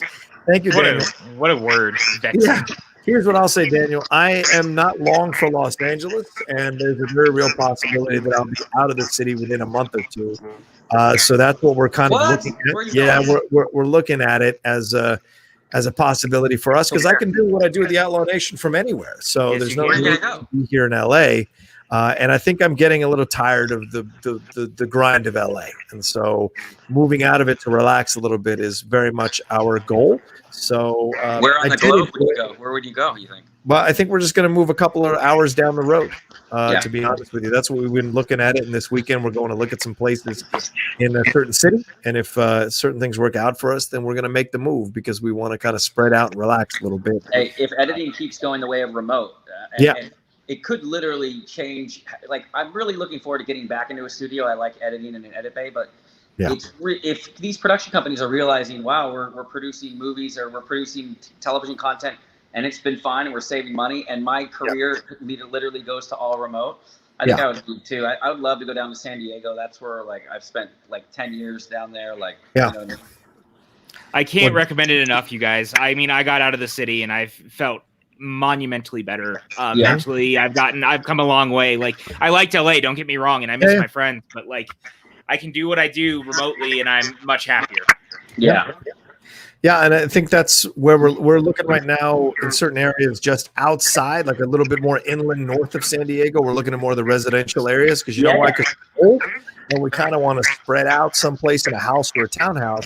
For the rent we're paying now, we can get a way better space down there and still do everything I'm doing. And if I have to drive up for an audition, it's not an issue to drive up an hour and a half versus 2 hours. So I think that's something we're definitely looking at. So we'll see. All right, Cinema Gorilla, what's up, man? What's your question? Good, boss? Respect the Outlaw Nation mask. Respect. Kings, thank you for everything. And also, Outlaw, thank you for always saying what needs to be said. Just really quick to promote, to promote the Outlaw Nation Patreon and the Discord. If you sign up on the Discord, on the Patreon, you get access to your Discord and connect it. You can chat with everyone on the Outlaw Nation, video chat like this and video chat with the Outlaw, and we can play games which you can pitch us your movies. And we can act like executives and decide, and we can practice pitching and all these kinds of things. Nice. I could pitch my Creed 3 idea. Creed. That would be amazing. Please, yes. Hey, Join Rocha, the Patreon and everything. Remember when I was in Prague and I took a picture for you of that V for Vendetta bar? Yeah, that was awesome. Yeah, you need to go there when you go there. That's right. Bar. I'm definitely going to go there. I mean, I spent 2 years in it years ago. Like everywhere, the Guy Fawkes mask. It was really cool. Oh, right on, man. All right, what's your question? Remember, Kings. No, all good. Just promoting the Patreon and sign up to the Discord. And my shout out to my cousin Max and Jay Scotty for real and Tushka and all the Outlaws and all the allies out there. Respect. Keeping it real. Thank you, guys.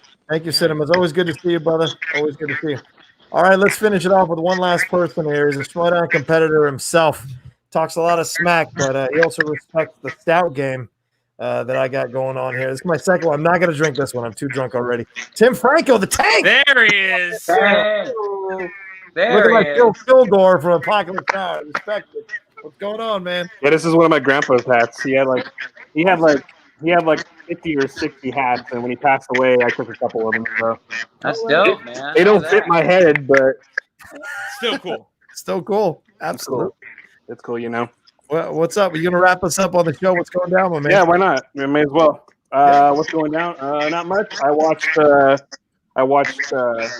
Ford Coppola's Bram Stoker's Dracula a little bit ago. Yeah. Nice. Elizabeth. It's been like a long time since I watched that, and I still enjoy it. It's silly, but I still enjoy it. Great. PJ, why didn't you ask me about that movie in my matches? Anyway, all right, go ahead. I'm sorry. It's got a very funny, like totally like a Godfather scene in it, though. I didn't realize. Right? Like, when Keanu Reeves and Winona Ryder are getting married, the ceremony's going on, and there's all that like religious talk going on, and Dracula's like going on his murderous spree back in London during that time period. It's totally the same as Godfather 1 and 2. It's like right, funny. Selling all the business. Yeah. By the way, that's Miss Jude Law. The first Jude Law is Sadie Frost, the actress who gets like Lucy, werewolf, and all that. Yeah, Lucy. That's the first Miss Jude Law. Yeah. Sadie Frost, right? Sadie Frost. She's hot in that movie. Yeah. Don't tell my girlfriend. All right, go ahead. Yeah, what's your question? I mean, I didn't really have a question. I just saw you on here, and I wanted to make sure I get out here. No one's ganging up against my boy Pat over here. Oh, hey, no one's Who's gonna gang up on PJ, man? We're all friends here. I'll drop kick anyone who gangs up on Pat. That's right. Nobody fucks with my PJ. If you ever want to come to Arizona, there's lots of us here, Rocha. So yeah, we're all here, man. I can't go that far down. It's too fucking hot in Arizona, dog. You just come visit. Just come visit. I do want to come visit. Once the COVID thing is done, I guarantee you, I will come visit and hang. I can't sleep in any of y'all's houses because y'all nerds, so I know you don't clean up. But I will absolutely stay in a hotel and hang out. Love with you guys, no problem. I saw. And we'll go drinking, Tim. Shawn Michaels versus Undertaker, the final Shawn Michaels match at WrestleMania in Arizona. That was right really on. fun. We stayed there for the weekend. Nice. Up in Phoenix, probably right. And then my sister went to ASU. So. Oh, nice. She's a Sun Devil. That's Wait. too bad. Shout out to Lute Olson, Tim. R.I.P. R.I.P. Lute Olson. Yeah, that's. I mean, like he's a big deal for like being someone who's like a native Tucsonan. You know, I grew up. I mean, the whole family's U of A. You know, to die for. And I remember taking the day off school when the Wildcats came back to town after winning the championship, and there was this big parade, and it was just awesome. It was a lot of fun. Another cool thing. So Lute Olson passed away, but his family, they announced that they're donating $1 million to the Arizona Cancer Center for cancer research. Oh, that's awesome. So, you know, hopefully one day there will be a cure, and we don't need to like lose people prematurely to cancer. He didn't pass away from cancer, but his wife did. His first wife did years ago, and so he's always been a big donor to cancer research. So that's great. You know, here's to a cure one day. Yes, sir. I know my dad passed to cancer, so you know when I heard about Chadwick, it was double, and it was painful, but then it was doubly painful because colon cancer is something that I've been trying to stay ahead of since I was 35 years old. I've been having colonoscopy since I was 35 years old because I have a lot of stomach issues. So for me, I've constantly been afraid of contracting that. So hearing that he got it and was able to shoot all those stuff, fighting it off through his chemo and surgeries is just incredible to think about, man. I see a question in the chat. I got to answer. It says, "In what movie is Sandra Bullock an alumnus of the University of Arizona?" And that's Speed. Nice. Because Dennis Hopper calls her a wildcat behind the wheel. Oh, nice. What's the number of the bus? And I've had this question posed to me before, and I don't remember what it is. I keep waiting for PJ to put it in a match for me. What is the number of the speed bus? Do you know, Kevin? East Rail 177. No, 25. That's unbreakable, sir. I know. Yeah, that's right. It's 25, which is of course the speed that they can't go past, which is 50. So it's a giveaway. I never even put that together. What? PJ, goddamn it. I'm studying the wrong question. I hung out with Pat over the weekend, and nice. social distance. You know, we were responsible. But, you guys are in a bromance. I see your tweets about each other all the time. It's true. Romance. Yeah, I respect it. You guys are so cute. But I told Pat that I wanted a question. I mean, it's not going to be a question, but I told him I wanted the final play of Remember the Titans to be asked in the Schmodown. Oh, God. Because I know that. I don't know the name of that play. Fake 40T blast with a backside George reverse like your life depended on it. That's a 5-pointer. That's a goddamn 5-pointer. Sure. That's for sure. All right, got some Streamlabs super chats for to wrap up here, ladies and gentlemen. Daniel Haig. Oh wait, the Schmo Outlaw 70. Thank you for a kind donation. He said, excited for the Batman as a detective story. Do you think too much Riddler information was shown in the trailer for clues in the mystery? Any speculation on where the story could go? Great work and enjoy your takes on many topics. Thank you, Schmoutlaw 70 rather. I think we're going to find out that the Riddler and the Hush storyline are kind of crossing over, and either he's really a college friend of, or a school childhood friend of Bruce Wayne, or he is Bruce Wayne's illegitimate brother from Thomas Wayne. I think that's a very real possibility because the way the trailer ends when he says, "You're a part of this. How am I a part of this?" You're going to find out. And I have a feeling that there's more of a familiar connection there between there than we've seen before. I was going to say, it gave me a little bit of Court of Owls vibes, too, and the idea that the Riddler might have some idea of what the Court of Owls was and trying to destroy Bruce's life with it, which would be also equally as interesting. Yeah, isn't he killing off corrupt? Like the other theory, I think maybe is that Riddler's doing what Batman wouldn't do. He's killing, but he's still killing like corrupt cops and mobsters. So it's kind of like he's connected to him, but he's doing what Batman couldn't do or something. It's almost like Red Hood, the Red Hood type vibe. Yeah. Where the Red Hood's man, it looks so good. I cannot wait. That trailer made me so happy too. I'm just excited to see Paul Dano's take on it. I mean, me too. Going from the audio we've heard, it sounds like he's going to be pretty kind of terrifying. Yeah, which is kind of a different take on the Riddler. Yeah, agreed.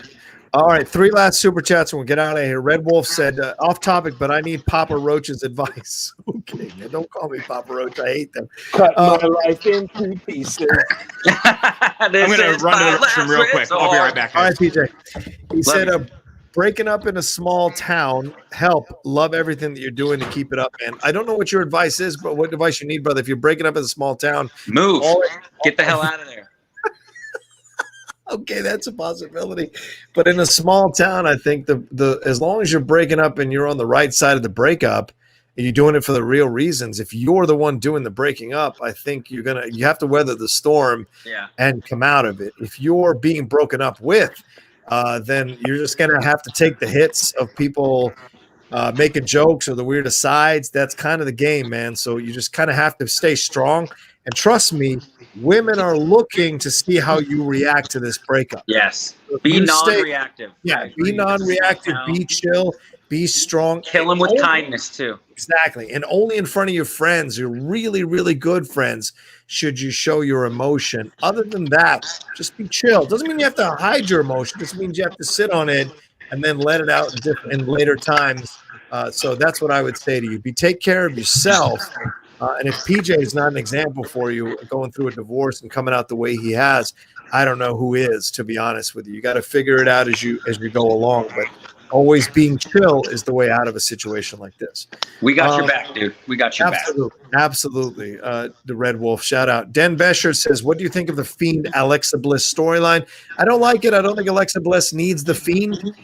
She is a star on her own. Having the Fiend kind of work into the situation feels a little bit like, intimidating a woman. And in 2020, do we really want to see that in a wrestling storyline? I think it's Vince being 80 years old and not understanding what works in 2020 versus what worked in 1920. So for me, I think it's a bad idea because Alexa is a fucking star without the Fiend. She doesn't need the Fiend. F. James 72 said, so you heard the rumors about Joel Embiid possibly going to the Golden State Warriors. I have not heard those rumors, and I don't know if they have the budget to bring in someone like Joel Embiid or the trade pieces at all for Joel Embiid to go to the Warriors. What do you guys think? That's the first I've heard of it. I wonder how he would mesh with them. I guess it depends on who they're letting go. Right. Yeah, I haven't heard anything about that. I mean, yeah. I like the Warriors only because of Steve Kerr, so. Right, Arizona boy. He used to have a Yahoo article. And Iguodala. I went to school with Iguodala. I had a class with him. No way. That's awesome. Yeah.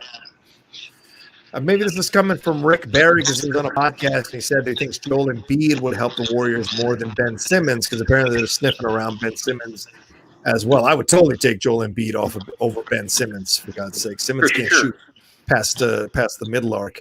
Yeah. All right, last one. Tushka Productions, so excited to see my dude Franco repping the quirky Mercs on the Outlaw Nation. Everybody remember to smash the like button before the end. That means smash it. All right. Thank you to Tim Franco and PJ Campbell and Kevin Smets for coming in at the end. Good seeing you, fellas. It's good to see you guys, man. And Kevin, again, congrats, kind of like in a virtual person of getting married, sir. Oh, well, man. Appreciate it. I really do appreciate it. Everybody's been so kind about it all, and baby comes and like. And you got the excitement coming up, so. Yeah. You're on your own. You'll be fine, man.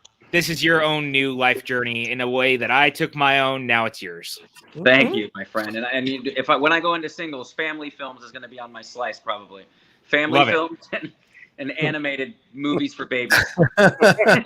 You're not coming back to the Schmoedown. Once you have that baby, we're never seeing you again. There's no you. way your wife's not going to let you out of her sight. How are we going to win the tag titles, Rocha? How are we going to win the tag titles? Shut up. I am Dan Merle. I am Fin's Dog Exchange for life.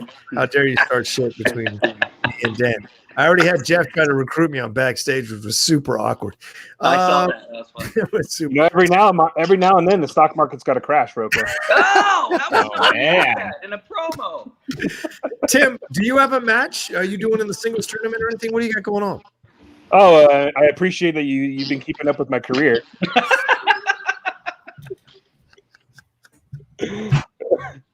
I had a match last week against Tom, and Tom did beat me, but I will say this: I think we were very evenly matched, and I think so too. You know, the questions at the end of the day got the better of me in round 3, and that happens, and it's okay. Are you mad at PJ for that, or no? Are you? I'm definitely not mad at Pat because it's fine. Okay, all right. That's how Tim was on our radar, me and Kaiser's during the draft. Like, the draft, trying to get him. He didn't fall to us, but yeah, I mean that was a good match though. But may or may not have been on their radar during free agency as well. Oh wow! I don't know what you're talking about. I don't blame PJ. I blame Abigail Friel. That's why I blame. No, I'm just joking. Abby's great. She's a TikTok queen. One last one. Justin Toner says, Yankees for life here. That's right. They finally beat the Rays tonight. Who gives a shit? How you feel about the team so far this season? We're not good. That's how I feel about it. Yeah, we're not good at all. I don't know how we fell off. Season's never going to go through. COVID's going to shut it down anyway. I hope so, man. We can't lose another season without a title. NXT Iron Man match tonight was great. Oh, I'll watch that, Justin. Thank you. I'll certainly find some time. Probably not tonight, but tomorrow. Certainly. So, all right, I'm gonna let these gentlemen go. Thank you all so much for joining me. Thank you for having me, man. I love you, Rocha. Thank you, Rocha. Love you. Have you on for 2 hours, brother. Definitely coming up soon. Let me know. Take that off. I look better in that than I do now. Jesus, you look great. You look fantastic, buddy. They darkened me up. I went in brown face. It's a shame. All right, see you, PJ. All right, there you go. That was awesome, guys, for stopping in and hanging out with me on the Outlaw Nation. I told you there were surprises coming, and sure enough, they came right at the end. Thank you all so much for the incredible love you gave me tonight. You know, I didn't know what to expect tonight with so much happening in the world, so much going on. I didn't know if there was, it's rent due. I didn't know if you guys were going to be stepping up in some kind ways, and you certainly did tonight. What a monster evening with your donations and your love, your Streamlabs and your Super Chats. It's my honor to be a part of the Outlaw Nation and to be any kind of leader of the Outlaw Nation. It's my honor, and having you all come aboard and be a part of the Outlaw Nation, it's been one of the greatest joys of my life, to be honest with you. Tonight it's 3 hours flew by. 3 hours flew by, and we're in 3 hours and 15 minutes. So I'm sure I'm going to get shit from my lady for being on this long. But I just want to thank you all so much for coming aboard this train and giving me so much support and believing in what I'm trying to do with this mission of the Outlaw Nation, supporting all the shows that we have on here. Just give us some quick plugs. Don't forget, we just dropped Game Time on Monday. Yesterday, I had a lot of fun with that with Jay and Winston, and I dropped it on the audio format as well. If you're not a subscriber to the podcast, I'd love it if you subscribe to the podcast. We need to get 1,000 subscribers so I can start getting some ads on that podcast. And we can't seem to get above 286 subscribers. So would love to get to 1,000. All the shows that you see on the Outlaw Nation show, they are all in podcast format on the Outlaw Nation Podcast Network. Even if you don't want to download any of the podcasts, just subscribing to the network and turning off the download option would be great if you all could do that. Just look for it, Outlaw Nation Podcast, wherever you download podcast, and you can see it there. But we dropped it on there, the Game Time audio for that. We'll drop the mornings with the Outlaw audio on that for that later on tonight. Tomorrow we got a new episode of the Geek Buddies dropping, and my friend Tim Sheridan, who wrote this film, Reign of the Supermen, he is going to be our guest of everybody on the Geek Buddies. We all went to college with Tim. So to see how far he's come here in LA, it's been fantastic. So we're excited. He's got a film, an animated film, Superman, that is out. I'm going to watch it tomorrow morning. Then we're going to discuss it with him when we do the show, and we'll drop that tomorrow afternoon. Also, my current interview with the director of the new Robin Williams documentary, Robin's Wish, is up there on the Outlaw Nation channel now. Tyler Norwood and actor Rick Overton, who some of you have seen for numerous decades on shows.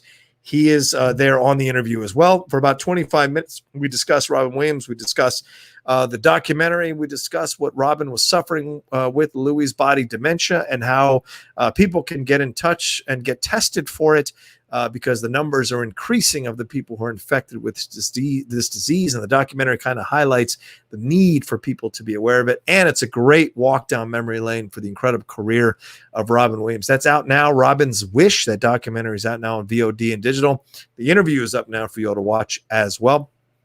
And then Thursday, we'll be back with Outlaw Nation. Mornings with the Outlaw at 8:30 a.m. in the morning. Don't forget, this week we have Impolite Truths at 7 p.m. Dorina and I, on Thursday night, Dorina and I already had our conversation about topics we want to cover. So Thursday night, 7 p.m., we'll be doing Impolite Truths live. So come and join us. And I think we're going to start doing that show weekly. I think with everything ramping up towards the election, there's too much to cover to take 2-week breaks in between the shows. So I think we're going to start experimenting with doing it weekly in September. So that's going to be a lot of fun. Plus, the newest episode of Jedi Way, the Jedi Way, our Star Wars show is up. Me and Laura Kelly talking about the concept of hope, the theme of hope in the world of Star Wars.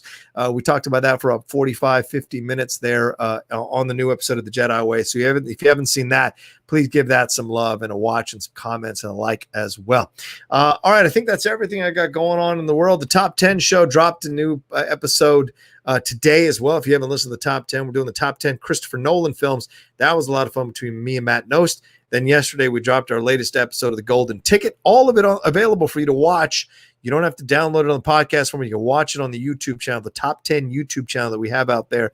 Go and find that, subscribe to it, and you'll see all the shows we do on there, Topic Thunder, the main show, and Golden Ticket. And then coming up this week, the Cinephiles will be doing our first episode of $1 Million Baby, and Warner Brothers Studio reached out to us, and we're doing it in conjunction with them to promote a new series they've got coming out later on in September. So kind of fun to be working with Warner Brothers doing that with them as well. All right, that's everything we got going on for the Outlaw Nation. Please don't forget to subscribe down below. Trying to get to those 15,000 subscribers mark and then start marching towards 20,000 as well. Don't forget to give this video a like and to share this video on your social media. It's important for you to share it because it tells your friends and your family who trust your judgment on things that you approve of this show. And if you approve of the show and approve of this channel, then maybe they'll give it a chance to come aboard and join the nation as well. So much love for doing that ahead of time to all of you. And don't forget, if you're watching this later, please leave a like. Please leave a comment. The more likes and comments you leave, it elevates the visibility of this show and this network on the YouTube algorithm, and maybe puts it there on the side to suggest to people something to watch here on the show. All right. Thanks all, everybody. You guys were incredible tonight. I got to go drink some water so I don't have a hangover in the morning. And I got to get some dinner in me as well. So I love all you so much. Thanks for taking a chance on this Outlaw Nation. And thanks for being with me the whole night. And then next week, we've got 3 guests lined up for the next 3 weeks. Next week will be Jason Inman. Then we'll have Laura Kelly and then Winston Marshall to close out the month. So a great month of Outlaw Nation shows are coming. So be ready for that as well. All right. Take care of yourselves. And I'll end the show like I end every Outlaw Nation show. Whatever you need to do to get through the next second, next minute, next hour, next day, next week, next month, next year. Please, for the love of God, find your way to do that. Find your way to stay with us, to focus in, take it slow, meditate, listen to music, watch something that gives you a smile on your face, or read something that gives you power. Put up inspirational quotes around your room, around your world, around your apartment, around your place. Don't think it's cheesy. It's important. It's important to read positive things. It keeps you in a positive frame of mind so you can keep fighting for your life. Trust me, in 2016, I almost took mine. Look at what's happened ever since. I mean, I would have missed out on so many incredible memories, so many incredible things in my life if I had done that deed in 2016. So I try to be an example for all of you to keep fighting the fight. I'm with you. I'm in your corner. I'm the outlaw, and I'm with you in your corner always. And the rest of the nation is in your corner as well. All you need to do is feel us in your bones. We are there. All right. Much love to all of you. We'll talk to you next time on another brand new live episode of the Outlaw Nation. Take care of yourselves.